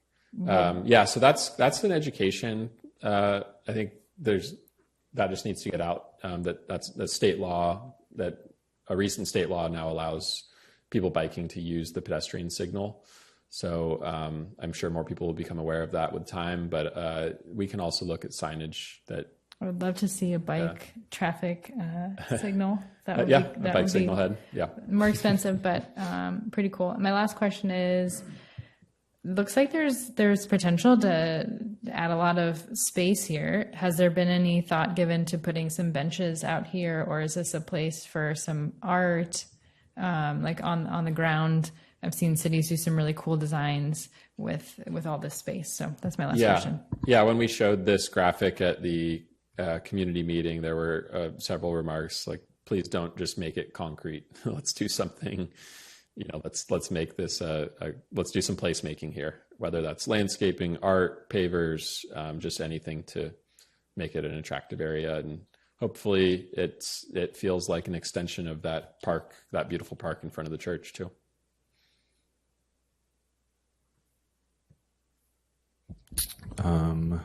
You definitely took one of my questions. First question, where do you get your collision data? Because I always go to this SCTA Vision Zero dashboard, and there's a lot more collisions on this stretch in that dashboard. Interesting. Yeah, ours comes from, I think I pulled those from the UC Berkeley Transportation Injury Mapping System. So we'd have to look at them side by side to see what they're capturing that Tim's doesn't. And I know we've got SCTA's data expert here. Yeah. Who can Sorry, directing that over to For sure. You might look at the range of years that you're tracking to. I think it goes back to the Vision Zero goes back to 2011. So you'd see a much wider range than 2018 or whatever it was. So that could be it. But it's from the same data sources, so it should be consistent. Okay. And those, both of them only count for injury-involved collisions. They do not have property damage only or non-injury crashes. Understood. Thank you. Second question, you talked about limiting left turns onto Stanley. Can you talk about what your plan is to do that? So if we were to move forward with that, it's pretty simple, straightforward to do with striping and signage, just kind of guiding so there's one in place right now at Keller approaching Washington, where you've got a little wedge as you approach the intersection that funnels the traffic right, and some vertical elements. So that could be done with quick build elements, or it could be done with concrete, and then striping, signage, right turn only. Got you. So it's actually you're limiting left turns off of Stanley, not onto Stanley. Correct. We have not looked yet at eliminating lefts from Howard onto Stanley. Okay. Is that something that you feel is well, I guess I'll go into comments a little early. Stanley is a major cut through street for high school traffic. Mm-hmm. And it's like everybody wants to avoid is it Western. Yeah. Everybody wants to avoid Western, and Stanley creates this opportunity where high school kids will, whether it's coming from Western to Howard or from Howard to Western, it's a pretty frequent thing, and high school kids are not the most respectful when they're driving through neighborhoods sometimes. So anything we can do to limit the potential for cut through traffic on Stanley, I know the neighbors there are going to be really grateful for that. All the way down Stanley too, not just, at that end. Then down in front of the church at Bassett, it's one of the areas that has higher vehicle counts, and it has the highest, issues with speeding. And it's also, every day at 3:00, there's like 100 to 150 kids that walk down Bassett Street and cross it, at Bassett and Howard. And I'm wondering what we are planning to slow traffic in that area and just create safer crossings. Yeah, so that goes back to the corridor-wide uncontrolled crosswalk improvements. So we could look at adding a combination of, a combination of bulb outs and median refuge islands. In addition, I believe we have RFBs in on both crosswalks right now. So yeah, the bulb outs and refuge islands would be the additional treatments to slow or to improve those crosswalks. Okay. I will hold for comments. Thanks. I had some questions about the two options 1 and 2, and if you could pull that up. The yellow markings, just wanted to understand when you get there, what turn movements were really going to be allowed. Like here on option 1, so someone going southbound on Howard goes past that first crosswalk where the stop is, and then they proceed and they make their left and across the second crosswalk if they want to go up Liberty. That's the movement. So it's effectively one way. Right? Again, I don't know. I would just guess, again, we're going to collect the data. I don't think many people are making that left because they're going to go up to, if they're bound for Liberty, they're probably using the all-way stop at Western and then taking a right onto Liberty off of Western. That's a pretty challenging left to make. You're going to be sitting there waiting for oncoming traffic on Howard, and I could be wrong. We'll collect the data, but just my kind of initial thought about that.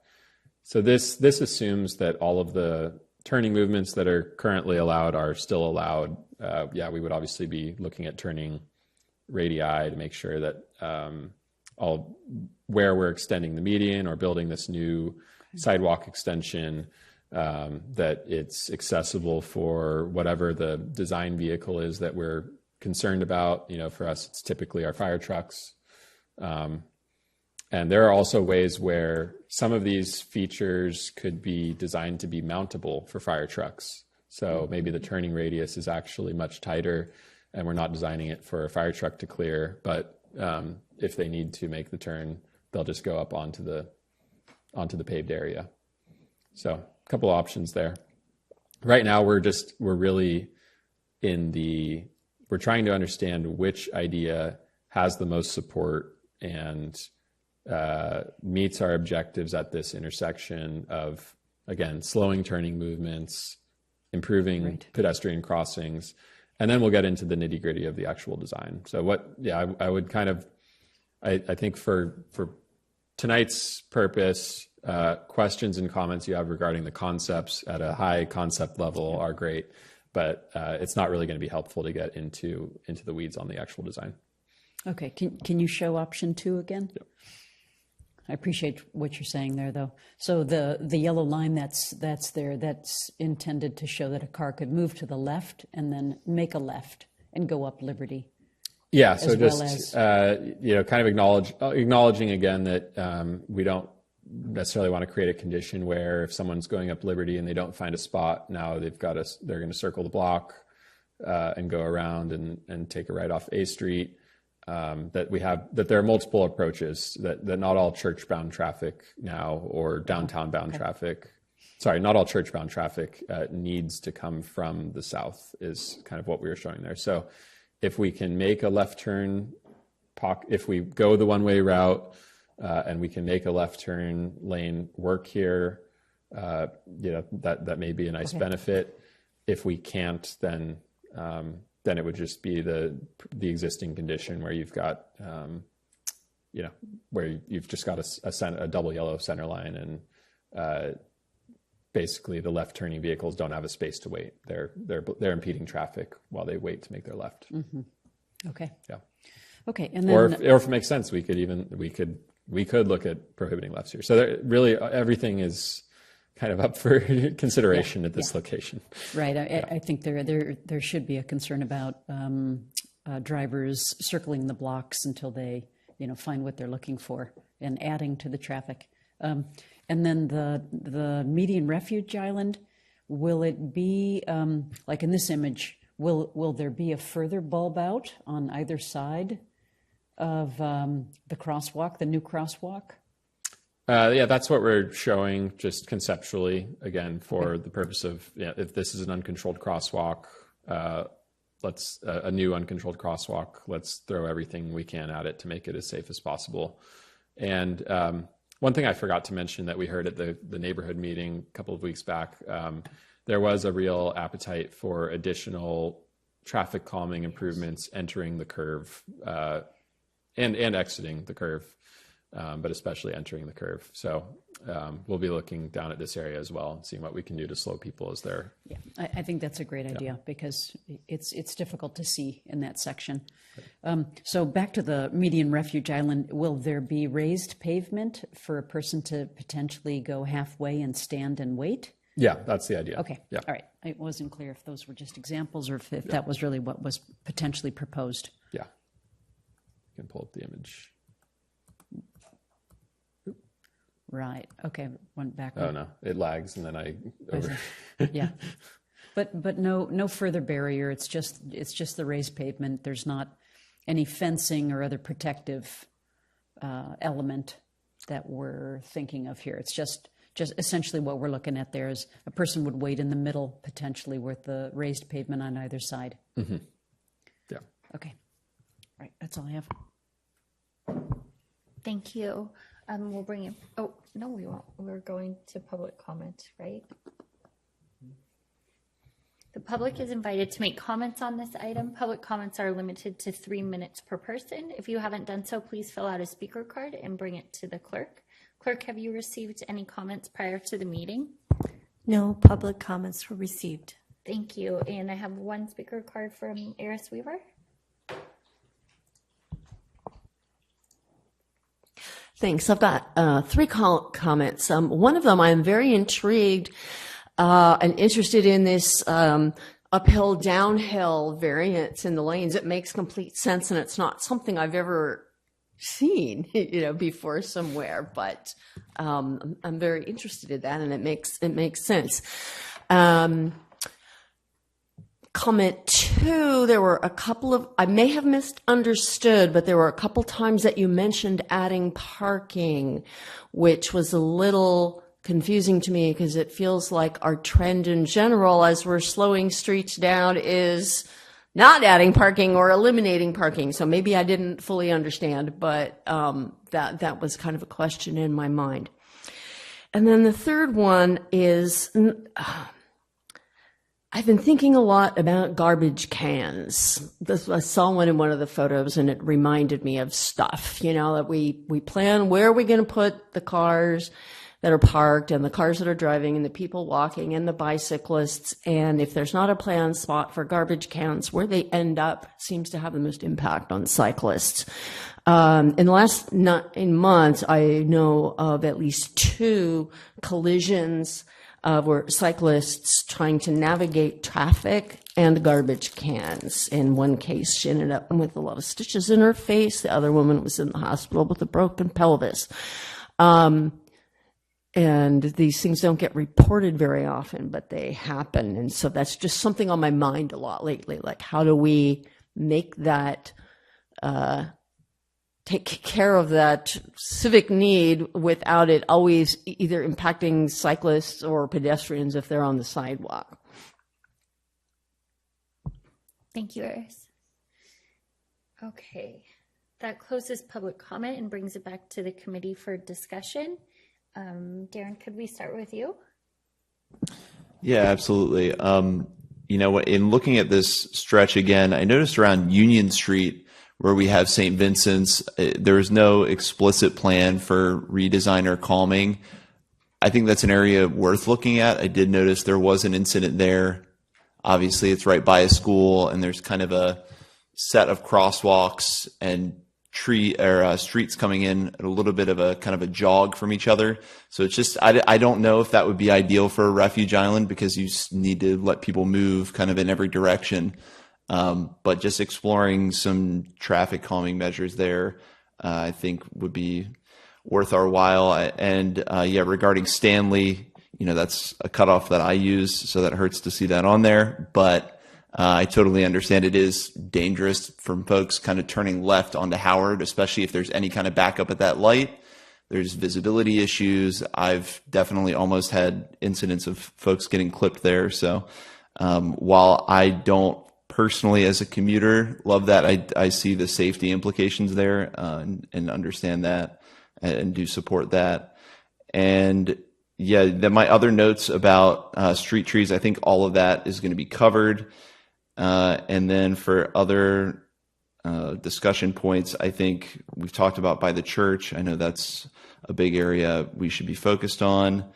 And then I think no other areas really stood out to me. I was going to say something about Oak Hill Park, but I don't know that there's tons of issues there.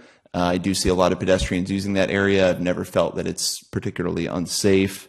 So while it's kind of a hot spot, I think, for activity, I don't think that it screams for changes. I didn't see them in the plan here. That's a good point. So the crosswalk there at the top of Oak Street going across Howard is really long and diagonal. And so we have identified an opportunity to square that up and shorten it quite a bit. And that actually goes for a lot of that stretch of the corridor from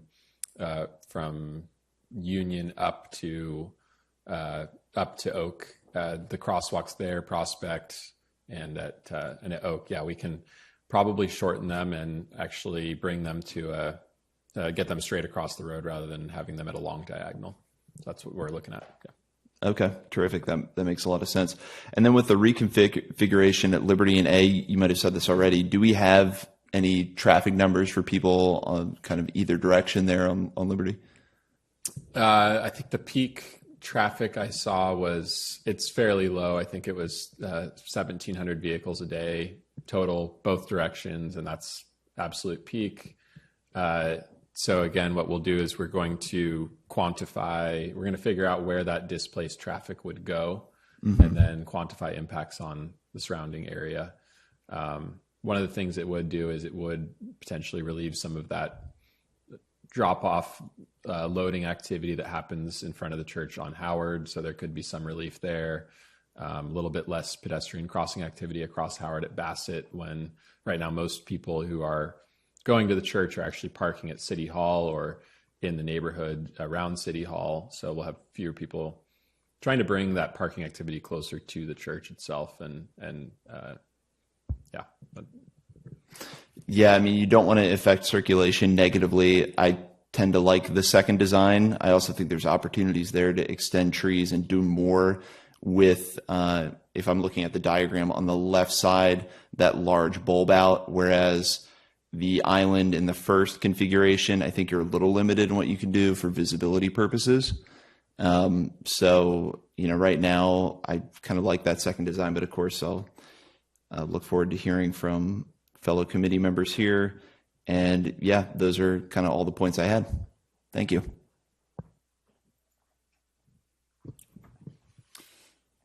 So in looking at the intersection by A Street and Howard, there where Liberty comes out, I'm excited about the proposed changes that you have. I would be if the businesses and folks on Liberty there supported the one way, to me, I think that seems like a great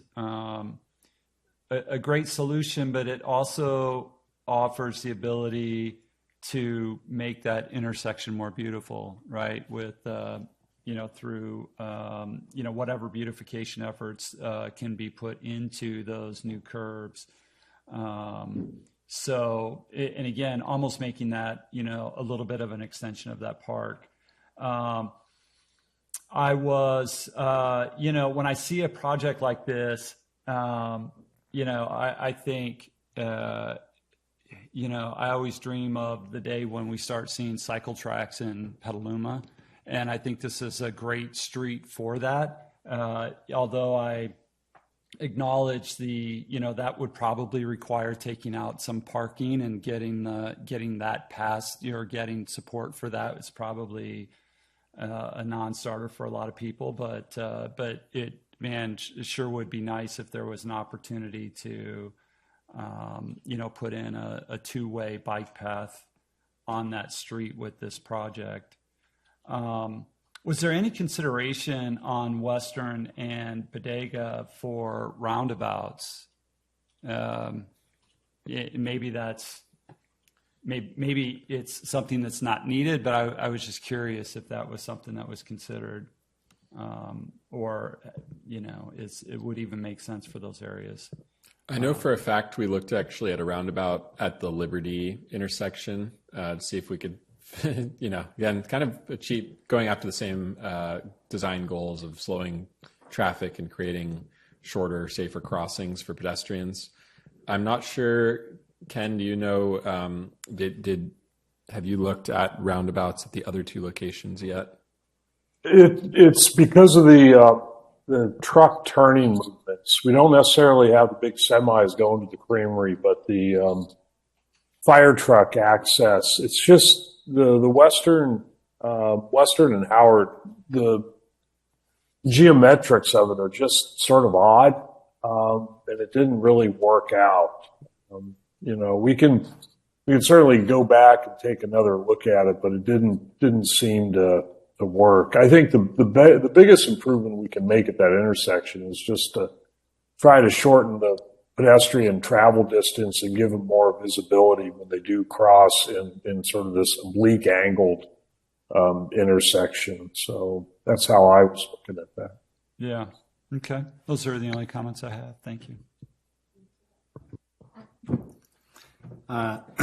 Yeah, I want to second Franklin's comments just about the opportunity, to really think what's possible, what we want long term for this. This is along my route to pick up my son from preschool. And yes, I'm very excited not to have the bumpy bump on Howard Street, but also it'd be nice to think about, is there, something more protected that fits with that long-term vision of what we really want, given if this is our opportunity right now.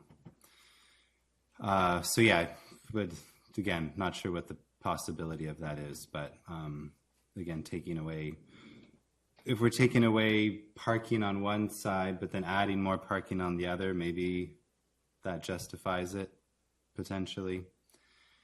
And then also on the roundabout point, I was actually looking at kind of 6th and A Street for kind of those mini roundabouts, the one that's like at Upham and Bassett, just right here.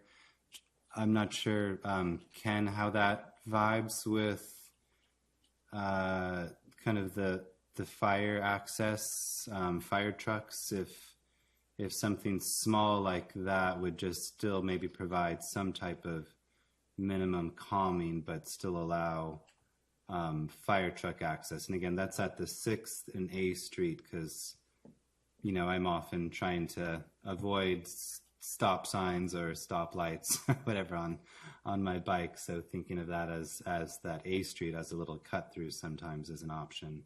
But just wondering what your thoughts are on that.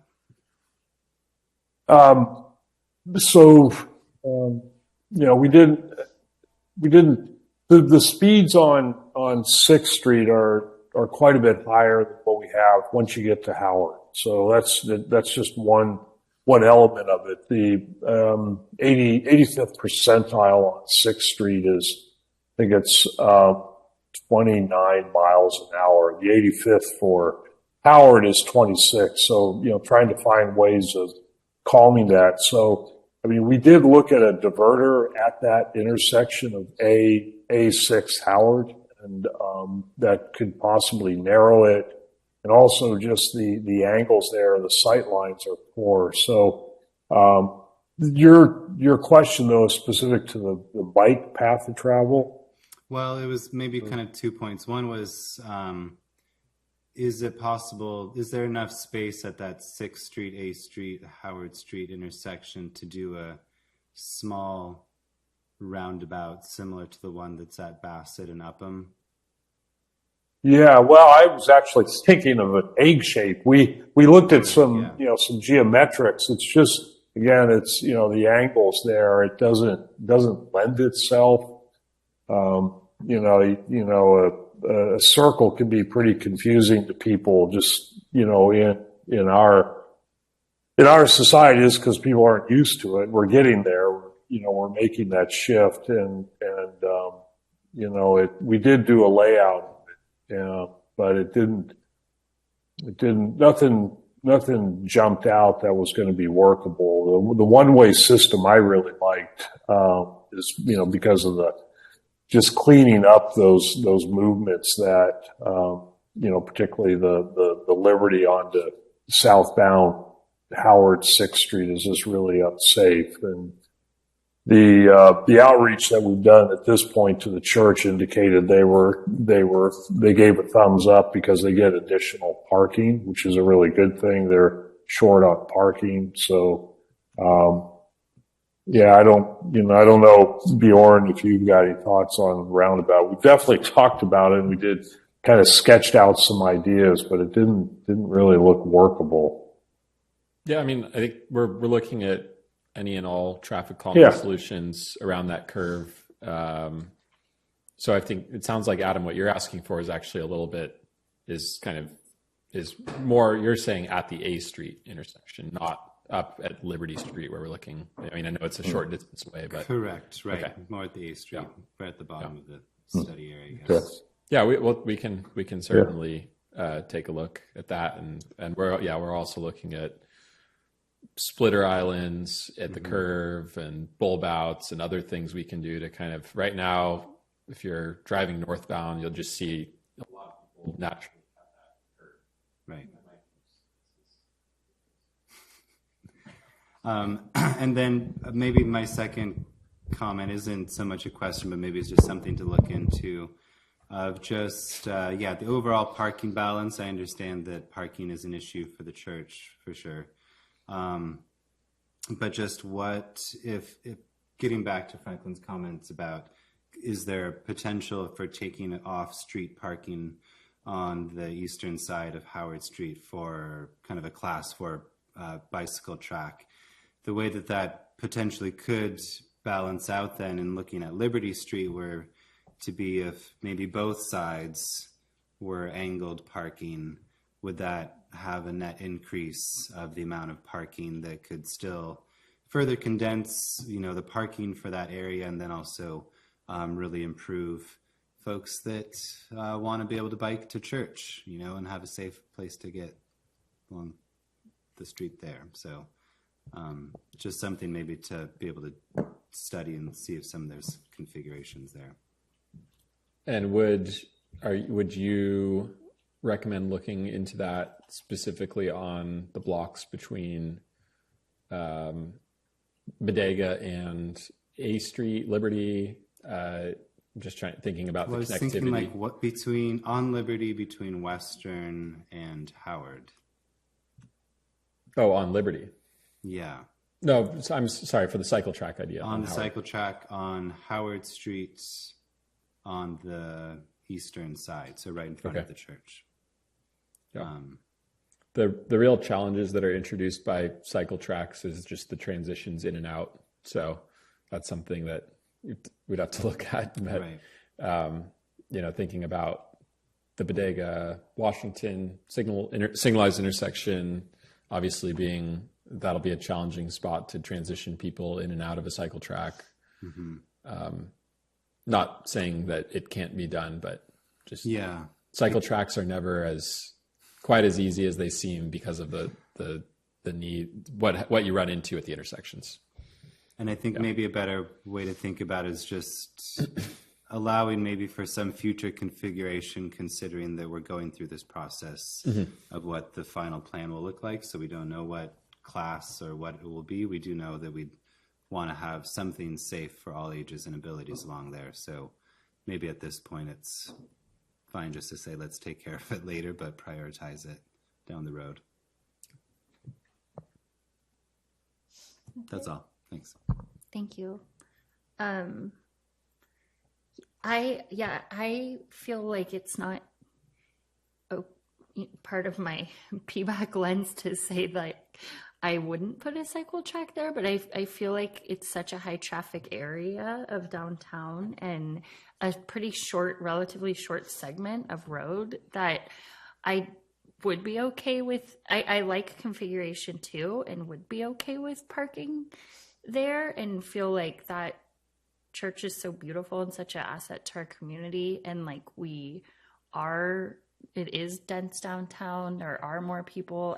I feel like it's okay to put in parking once in a while if you can, and taking out a lane of traffic. I feel like if it's parking, like if you're reducing traffic flow, you're having less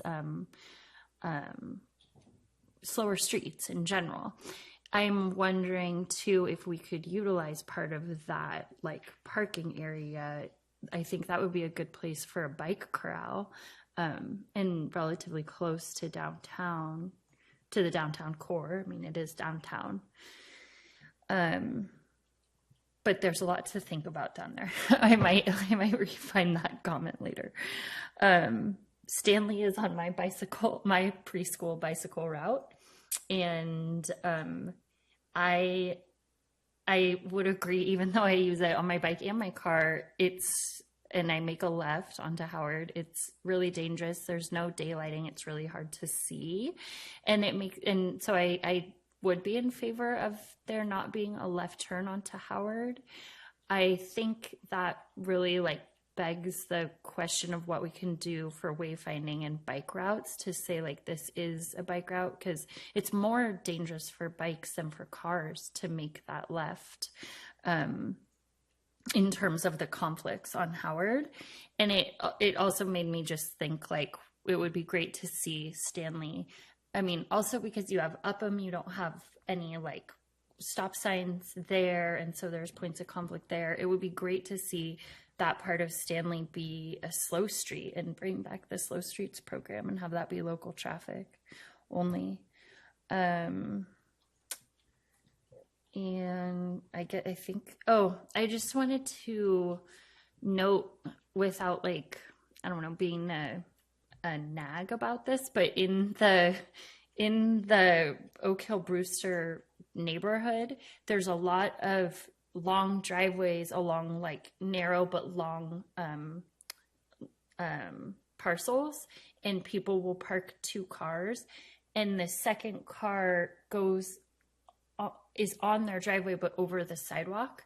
And so it's pretty, I mean, I feel like it's pretty slow, but with our stroller, we basically just walk in the road because we can't get off of the sidewalk. With the stroller, you can't get into the driveway to get off. So it's easier for us to walk in the road. And the comment about the garbage cans made me think about that with all of the cars that park that way in that neighborhood. And those are all my comments for now. Thank you. I'll quickly respond on that one. So I believe that's an issue that you can raise with code enforcement when you see regular sidewalk encroachment, whether it's landscaping or other physical objects or parked cars. So if you go to the city's website, and it's cityofpetaluma.org/code-enforcement. When I typed in Petaluma code enforcement on Google, it came right up. They've got a phone number, email address, and a complaint. You can submit a complaint in an online form. So would definitely encourage that if you're seeing it regularly. I've also, it's maybe not advisable. I've sometimes knocked on doors because I've experienced the same thing with a stroller where, it's just really inconsiderate to block a sidewalk. It's, we need to be shaming people more often for doing that. I guess I wish just public education would be effective and we could push that through our community bulletins and social media channels and people would adhere. I just don't like being in the position of doing the hall monitor for people, but okay, maybe I'll take that on. Thanks. I just have a question about Washington and Howard intersection. Is the signal change, is that the main and really only substantial thing that's changing there? So signal change and then the bike improvements. So you would have bike lanes on both sides of the intersection, feeding the bike boxes. And we'll look at anything we can do on those, the pedestrian crossings to access the push buttons, right? Because right now we have those, we have slip lanes on both sides of the intersection. So we'll look at what we can do there too. Yeah, I was wondering if the slip lanes might go away, but I was guessing no, because you'd have to move the traffic signals. Well, no, a lot of cities have done slip lane removals where that space basically is absorbed by, it just becomes a giant bulb out, basically. But with it just seemed like with the angles are really tough. And yeah. I think what we would have to look at is the sight distance for people looking down Bodega or looking down Washington.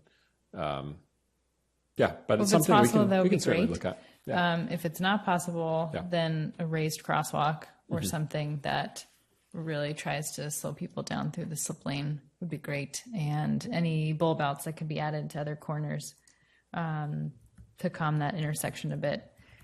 And that's it. Thanks.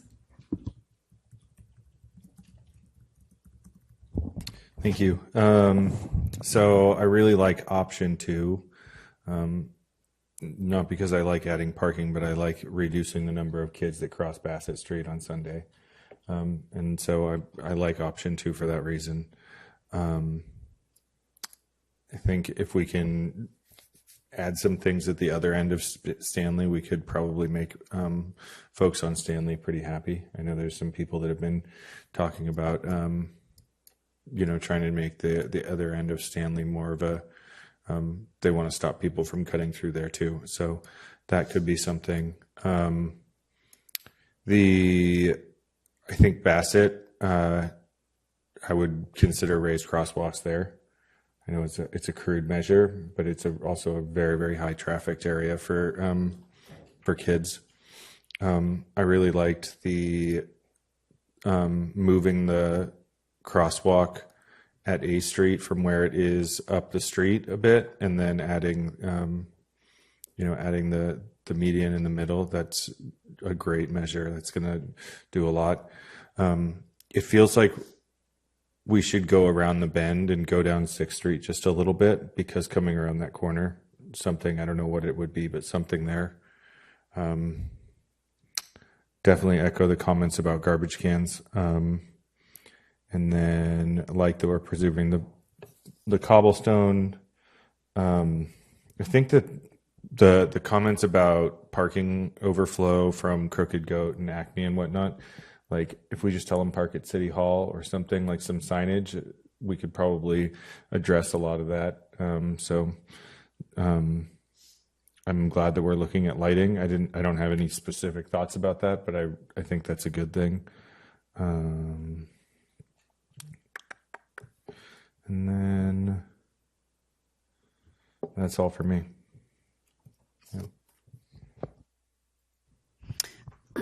I generally concur with all the comments that have been made. I think relocating the crosswalk is huge, and then looking back towards 6th Street will make all the difference. And whatever other traffic calming measures, some kind of an island or something that divides the road there and slows people down as they make that turn, will be critical. I think if the neighborhoods ask their opinion right there on Liberty, if a one-way makes sense, I think that may be a good solution. Adding the angled parking, I guess I would like to see how that section could be greened up a little bit. There's a mention of a bike corral. I think that's a good one. Maybe not all of that whole section needs to be angled parking. Maybe there could be some additional greening, more landscaping elements or bench or something else to kind of flesh out what's there. I do like the idea of continuing the green space next to the church. I think that would make all the difference in that with all of these options that we're considering.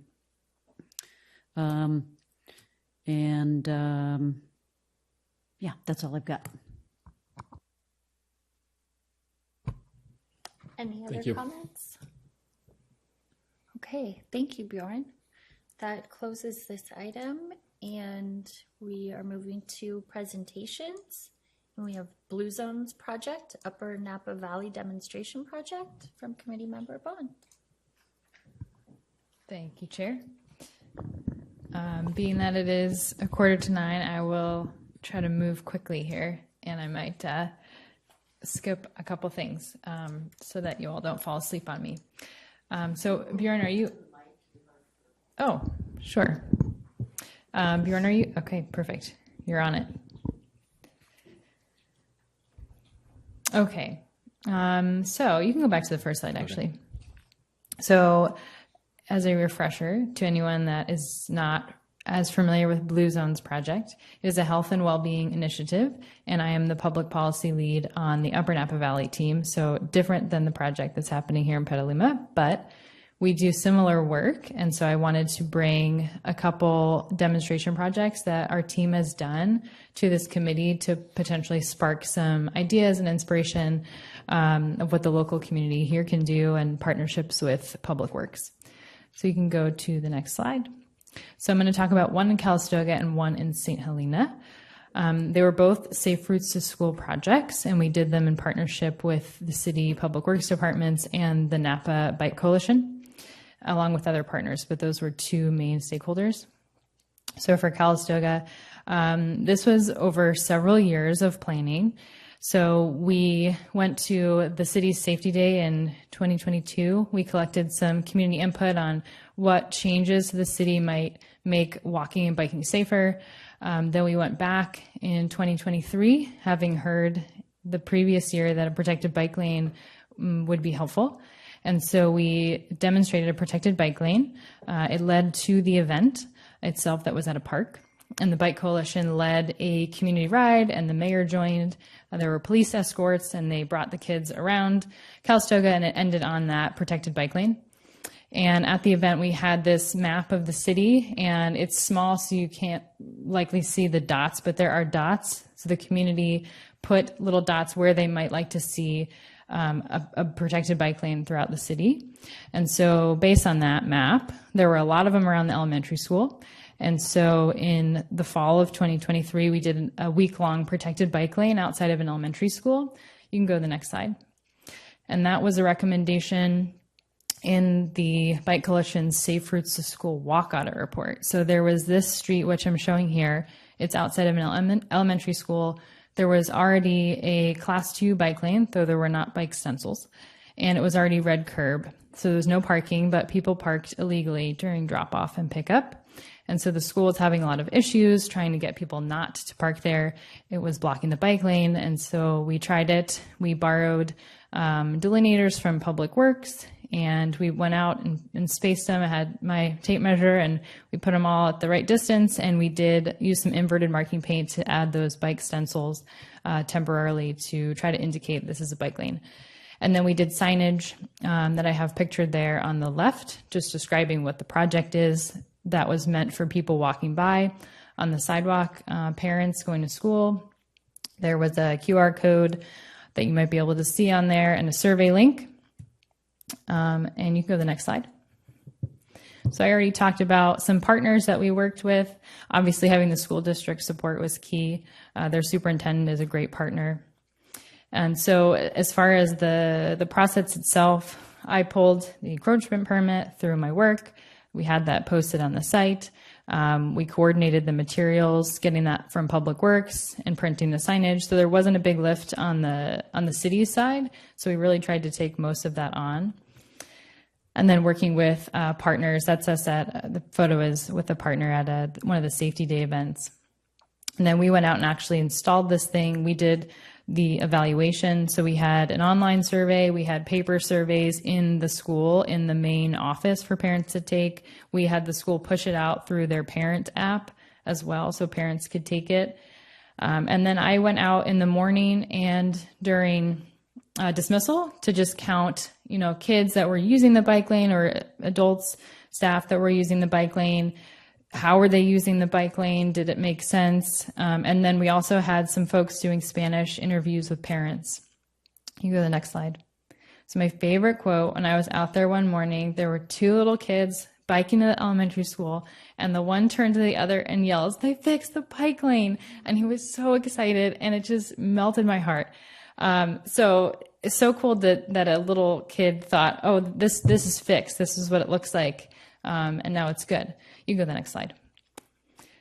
And so what did we do? We reviewed the community surveys that we got. We had a lot of support from the survey respondents in making something permanent in that space.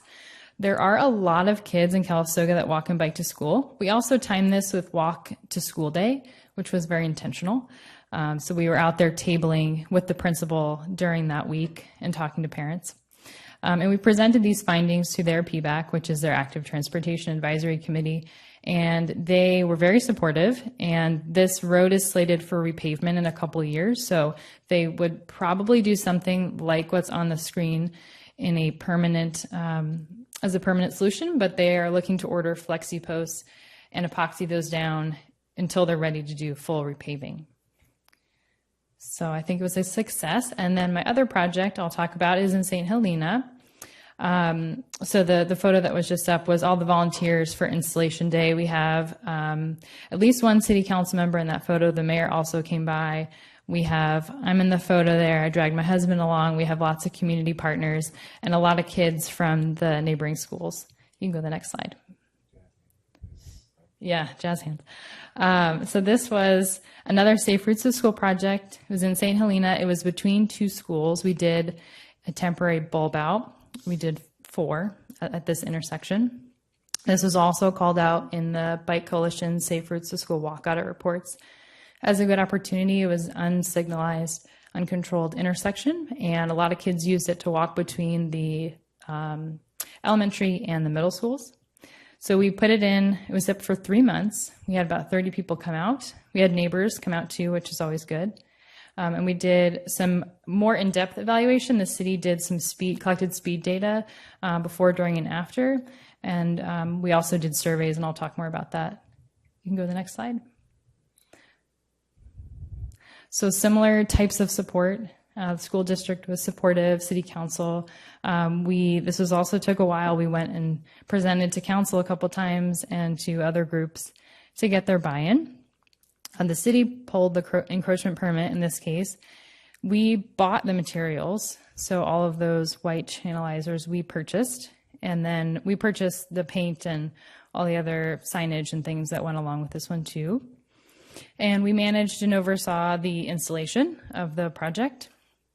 The project, I came to find out, was when the city engineered the design and told us how many things to buy and what to buy and where to space them. They intended them to be shorter flexi posts, but they told us to purchase the wrong thing.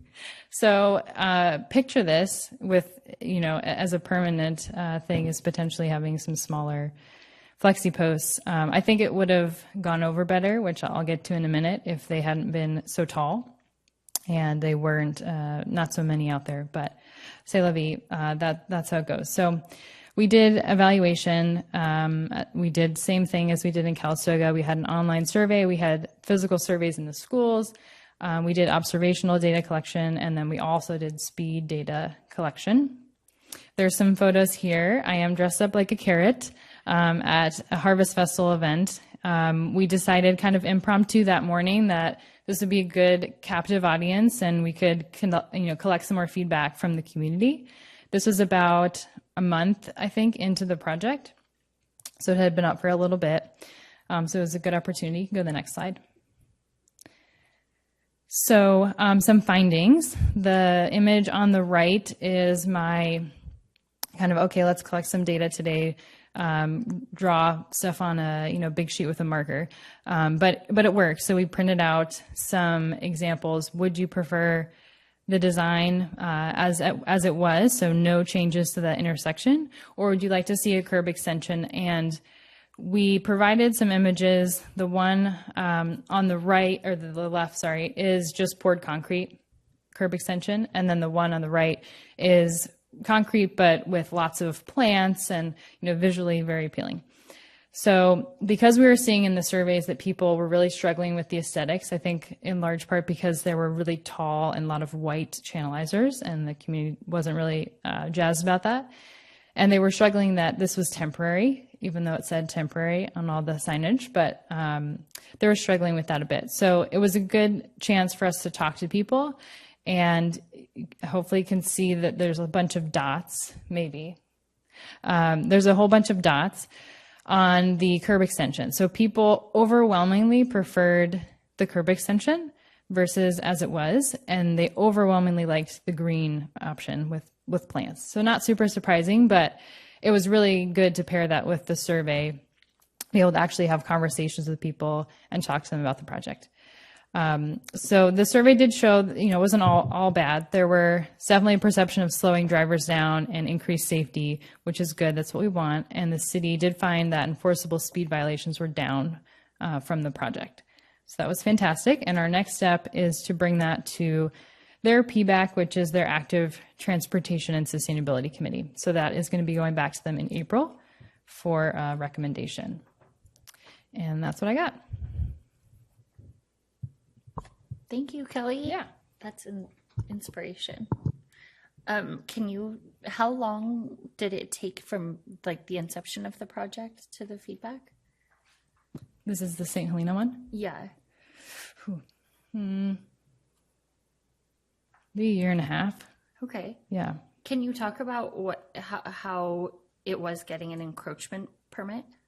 So for that one, the city pulled it for us. Okay. In Calistoga, I pulled it. So they told me, here's the form to fill out. I got that for them, and insurance, and it was pretty simple. And then I just had to post the permit at the project site. Interesting. Thank you. Any comments, Brian? Yes. I've long wanted to add temporary traffic project to our encroachment permits, so that it's like a thing that's right there. That would be an awesome addition to the encroachment permit. One, I love the examples. Thank you. Question: how many city staff were present during the actual demonstrations and the installation and all that? 0. There were no staff. So I guess they had a lot of trust in us. I also forgot to mention, we did school colors. That was very intentional. So we did different circles that the kids sprayed stencil. It's not temporary paint, but we did school colors. So the middle school corners had middle school colors. And anyway, I forgot to mention that, but it was really fun for the kids. Yeah. What day of the week did you do the installation? That was a Saturday. And for Calistoga, that one was a Monday morning, very early before kids came to school for enroll to school week. In other demonstrations I've seen, they do landscaping with either flowers or trees or anything like that. Did you use any potted plants to sort of add the aesthetic of any landscaping? We did not. I think if we'd had budget, that would have been great. But those white channelizers cost many thousands of dollars. Yeah.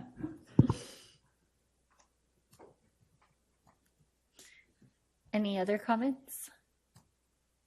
Thank you, Kelly. Yeah, just thank you for the presentation. That was fabulous. Okay, moving to committee comment. Members are invited to share updates relevant to the committee, including liaison reports from other city bodies, and make requests for future agenda items. Dialogue between members should be limited to clarifying questions and answers, and there will be no public comment on this item. Pamela, can we start with you? I don't have anything. I've got a few things. I continue to hear good things about Garfield and the sort of creative ways that we approach Garfield. So good job on that, Bjorn. I shared with a few people, but those who follow LA politics measure HLA pass with flying colors, with like 65% support. Just to give a sense of the opposition that it faced, the firefighters had like banners on the side of their trucks saying "No on HLA, don't slow us down." And there was a lot of money spent against it, and it still passed with flying colors. So good to see that the public supports safe streets, even if sometimes it doesn't always feel that way. Really excited about the lane cleaners. There's areas pretty timely because there's a next door thread in Petaluma right now that blew up with like 100, 200 comments, and a lot of them are like, where do I pull over and how do we clean this thing? So really very timely. The Clean Cars for All program, it's a Bay Area Air Quality Management District program. It really needs a better name because it's not just for cars, but they just recently expanded to cover the whole Bay Area. They were only covering like a certain like highly polluted areas, but for income qualified people, they get vouchers for clean cars, electric vehicles, but also they give like $7,500 vouchers for e-bikes and for bus passes. So if you know someone who is, on the lower end of the income spectrum and they're interested in trading in their old car for either a bus pass or an e-bike, please point them to the Clean Cars for All program until it gets a better name. Then the comment that the chair made about reporting, maybe we need like a code enforcement month or something like that, where we all just like remind people, and like, maybe the city just does that. I know we're doing that right now with the police department is ramping up enforcement on certain streets. And I just want to also, Bjorn, I wish we had someone from the police here, but they're doing a bang-em-up job of being the messenger for safe streets. Like there's a post that they put on their social media talking about the importance of daylighting and why we do daylighting. And if that was on the city's page, we would have people trolling us like crazy. But the same people that would troll the city's page are like, this is great. We need this everywhere. And it is so great to see people like craving daylighting. I really commend our police department for really getting behind it and not being like the LA Fire Department. And then finally, if you haven't read the Argus online version, our chair penned an op-ed about D Street that I think is pretty on point. And really just thanks for the advocacy and everybody's time.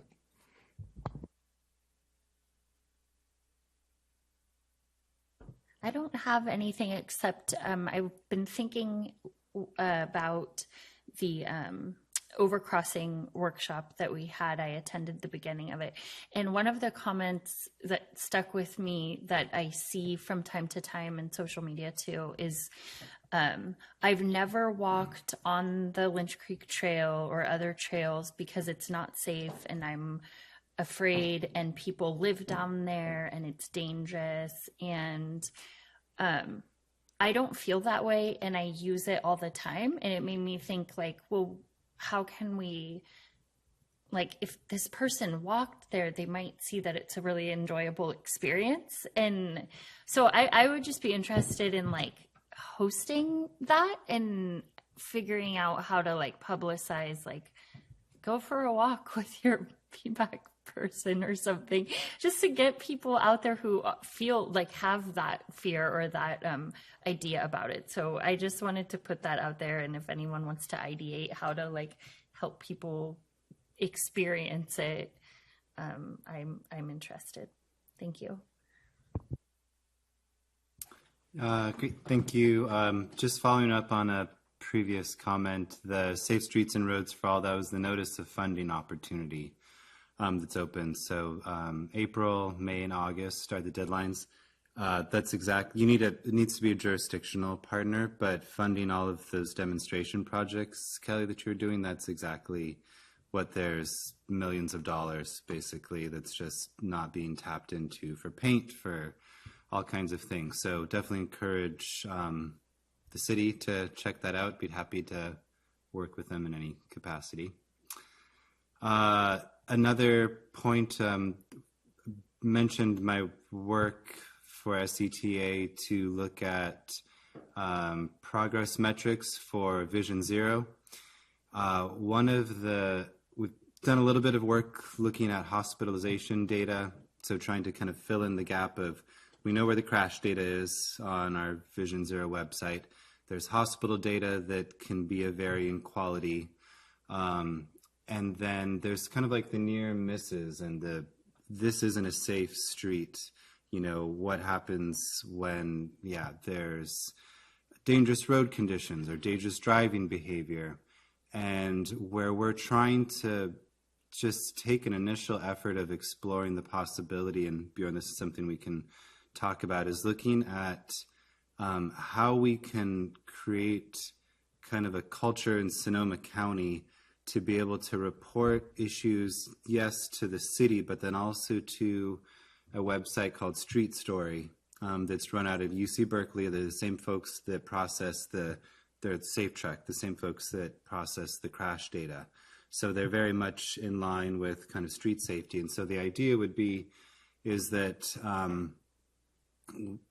trying to just get all jurisdictions, figure out how we can really get the message out to folks that when we do want to report about issues, that yes, go to your city, but then also go to this website, be able to upload your comments, and then kind of on an annual basis, that's something then that we could draw from Vision Zero and say, let's look geographically specific at different areas within even the city, what's popping up as kind of issue areas.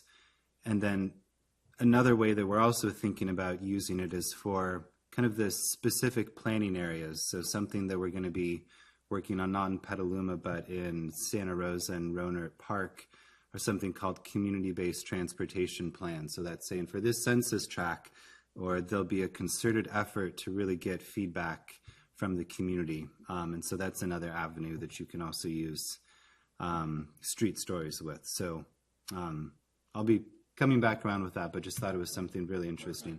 Yeah, please. Is that something where we could just share our, like the submissions we've gotten for the nomination program? Like we've gotten over 400 nominations for the Safe Streets nomination program from residents on their street. And I'm wondering if like we could, instead of having them submit it to a separate site, if the city could just like do a batch upload. Because it's just a form, right? Like, and then just wondering if there's some way we could pump that in there so that they can do it. Because the city's got a mass of stories about like someone's going to get hurt here, you know, so. I'm in contact with them, so that's another, maybe a third case study. We can just say we've got a batch of comments that would be ideal for uploading. See what they say. They've already been mapped. Yeah, exactly. They've already been mapped. It's about getting rid of like personal information, so everything can be public, because it is easy to download. So yeah, great idea. We'll definitely follow up with that. Just going off what Nicole was saying about the overcrossing meeting for 101, I also just had to go in and briefly check it out. The one crossing, I mentioned this to be on an email that wasn't on there, was the East Washington Creek crossing, which is not anything formal right now. It's a very informal crossing, but has the potential to be an alternative to consider a pathway through, instead of going over East Washington Boulevard, just essentially go alongside it. So interesting to, hopefully that we can explore that possibility in the future. And then last update is on a personal one. I have my new cargo bike outside, capable of carrying 4 kids. I can be a babysitter for a few hours. But I was out driving it around and exploring, trying to go on some of the areas that we're working on. The Mackenzie overcrossing was, that was a pain in the butt. It's way too tight at the turns. It was like a 5-point turn to get that thing around. So just something to consider in our designs. You really need, a good wide turn if you're kind of trying to maneuver some of these things. So really fun. I'm going to try to trick it out. So look for me out on the road. Be flashing like all our other friends are. So that's it.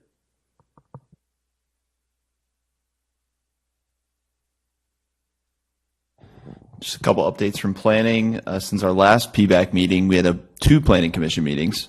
The first on February 13th, the commission provided input and non-binding comments to inform design development for an upcoming spar for Oyster Cove. This in itself was kind of unique, and we appreciated the applicant brought forward their plan. So in phase 1, we approved the site plan and the initial entitlements for the project. And then usually an applicant will just come forward with SPAR, which is the actual design, makeup of the buildings. And in this case, they took time to kind of add an extra meeting where we just got to provide feedback on their design thus far. So I think that in and of itself was kind of a great sign that they're really listening to feedback and trying to make the project as good as it can be. Of note for active transportation, they are doing the signalized intersection at D Street and Copeland. They're doing a new multi-use path with dedicated bike lane along East D Street. Obviously, we as a committee saw this, but it was nice to see some of those improvements moving along. And we're going to see some other pieces about Oyster Cove coming together in the next couple of weeks, including an easement for Vulcan or for Shamrock next door to get emergency vehicle access. So there was that piece. And then on February 27th, there was a great planning commission meeting. We weren't looking at a big project, but we had a CEQA training, which a lot of people know about CEQA and minimum neg decks and EIRs. And I think if there's one kind of, a couple commissioners said, if there's one clip we can put on YouTube, it's this presentation and some of the follow-up, because it was a really good deep dive into some of the issues. And inevitably, we ask hyper-specific questions about projects that we've seen while trying to act like they weren't. And we actually got into the weeds on some of those. And I thought it was really informative.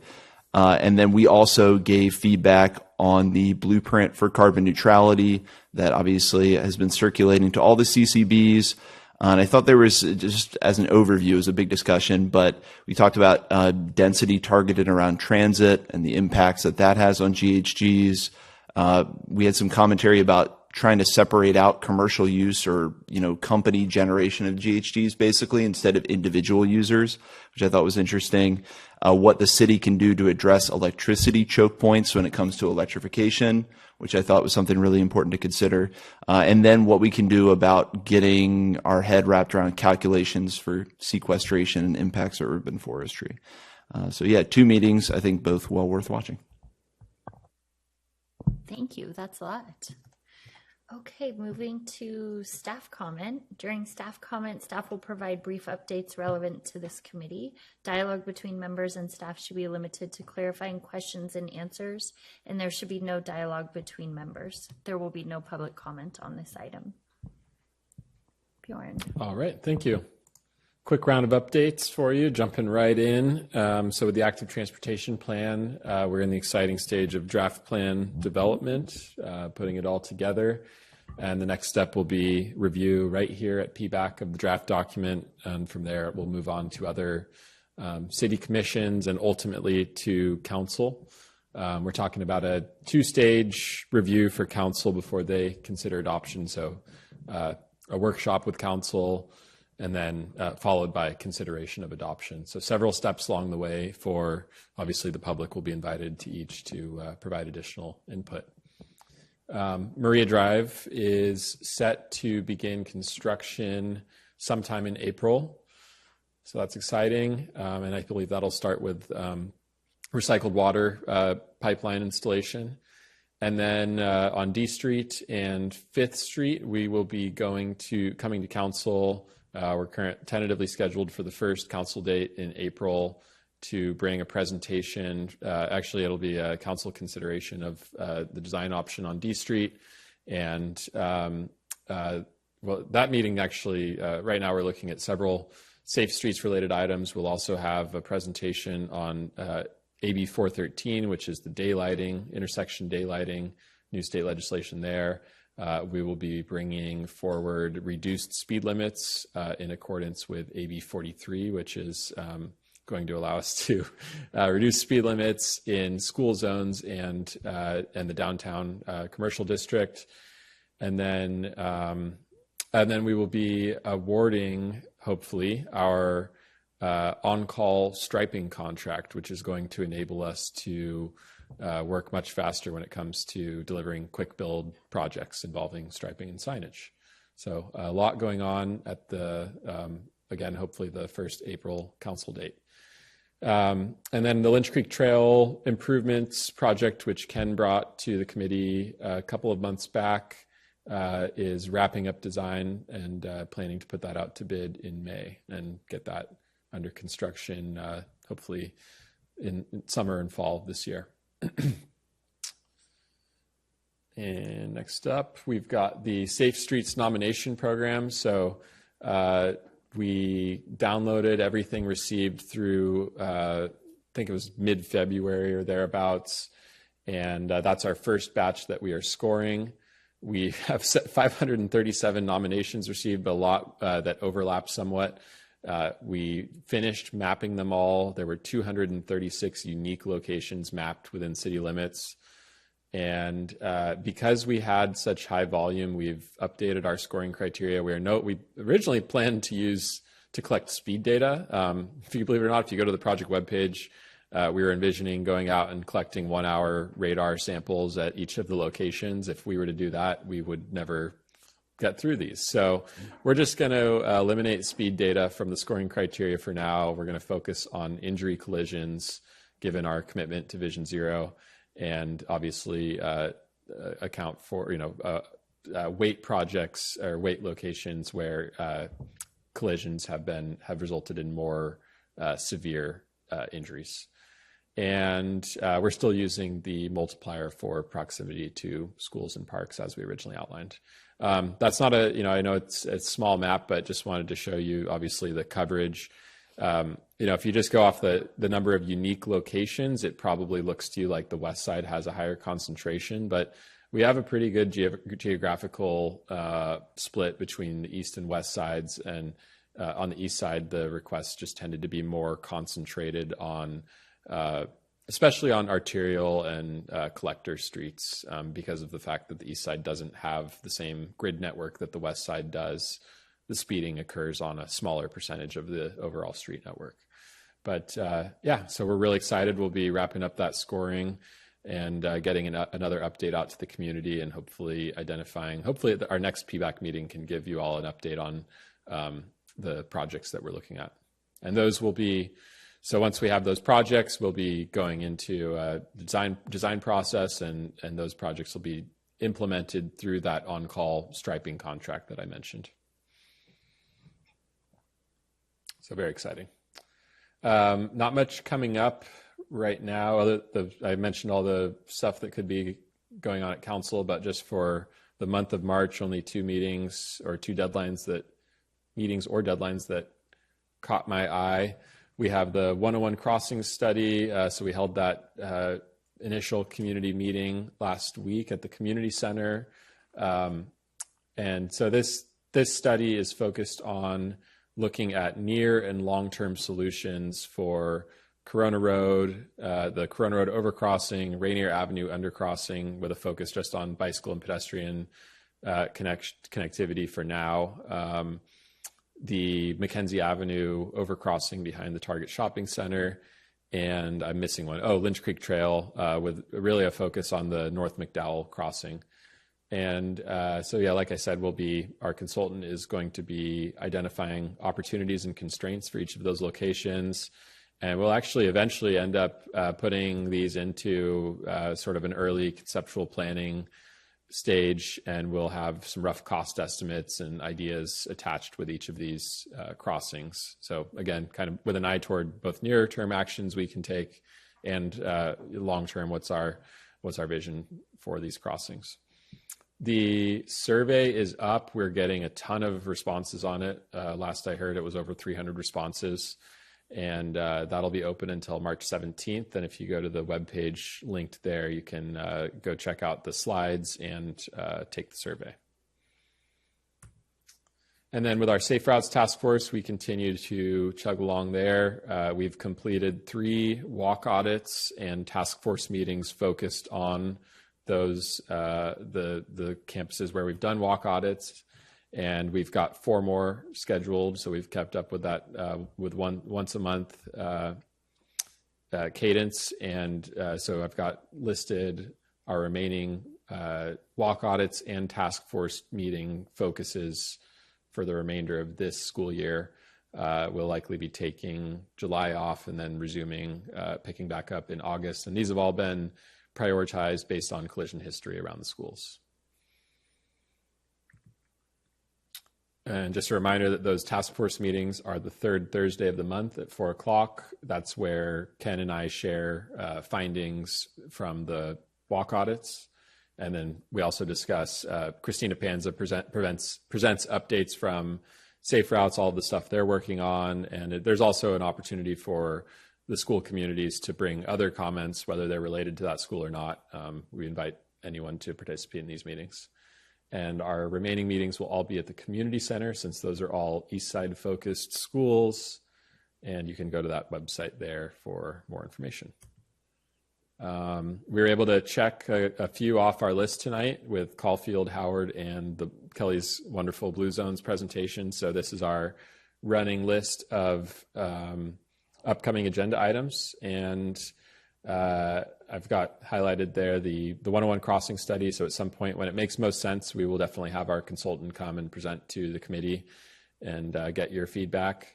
I think for next month, I might suggest that we tackle, we do another wayfinding discussion and talk about what we want to do there. So that's it for me. Yeah. This is probably, it's not really related to some of this stuff, but Mr. Rakison's comment made me want to just remind, if it's not, I know we're doing budget right now, and the undergrounding of the rest of those 3 poles on D Street there between the Oyster Cove project and Lakeville, just making sure that those get on, in the capital program this year. Just wanted a reminder. Yeah, I do not have an update on that, but I'll ask around and make sure we get back to the committee with an update next month. Bjorn, if we wanted to join one of those walk audits, would that be a possibility, or are those closed just to? Yeah, no, those are open to the public. The best way to just reach out to me and or Christina Panza, and we can send the dates and times. We generally meet for those at 8 a.m. On a weekday, so we can observe school drop-off conditions. So yeah, would the committee be interested? I could share all of those dates and times with the full committee if you'd be interested in joining for those. Yeah, okay. Yes. Just one last plug I forgot to mention. March 13th, Know Before You Grow is going to be at the Mystic Theater. David Baker Architects is going to be presenting 9 ways to make housing for people. The hype is crazy around this. Apparently it's going to be a really good presentation, but I wanted to let everyone know, and that you have to reserve a seat. So I think Urban Chat or Know Before You Grow, you can reserve a seat at Mystic Theater on the 13th. I believe it's either at 7 or 7 p.m.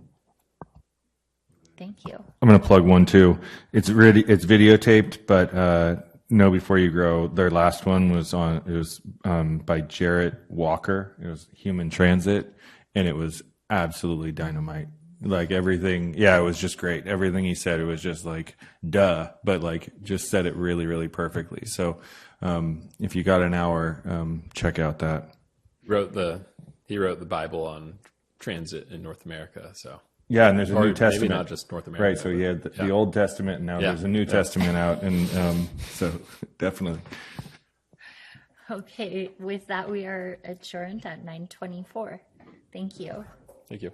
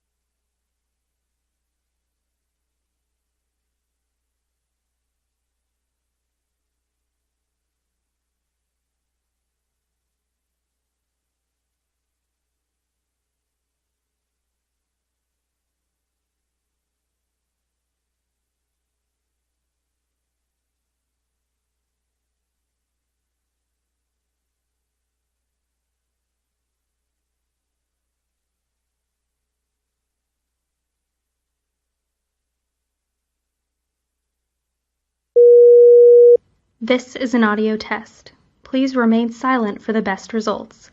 This test is designed to ensure the best audio quality experience during your Zoom meetings. Once the test is completed, you will see the results on the screen. Thank you.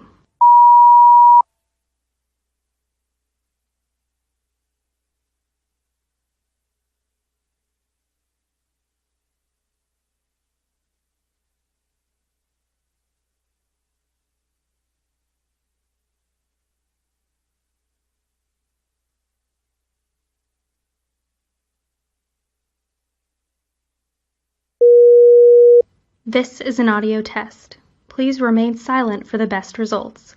This test is designed to ensure the best audio quality experience during your Zoom meetings. Once the test is completed, you will see the results on the screen. Thank you.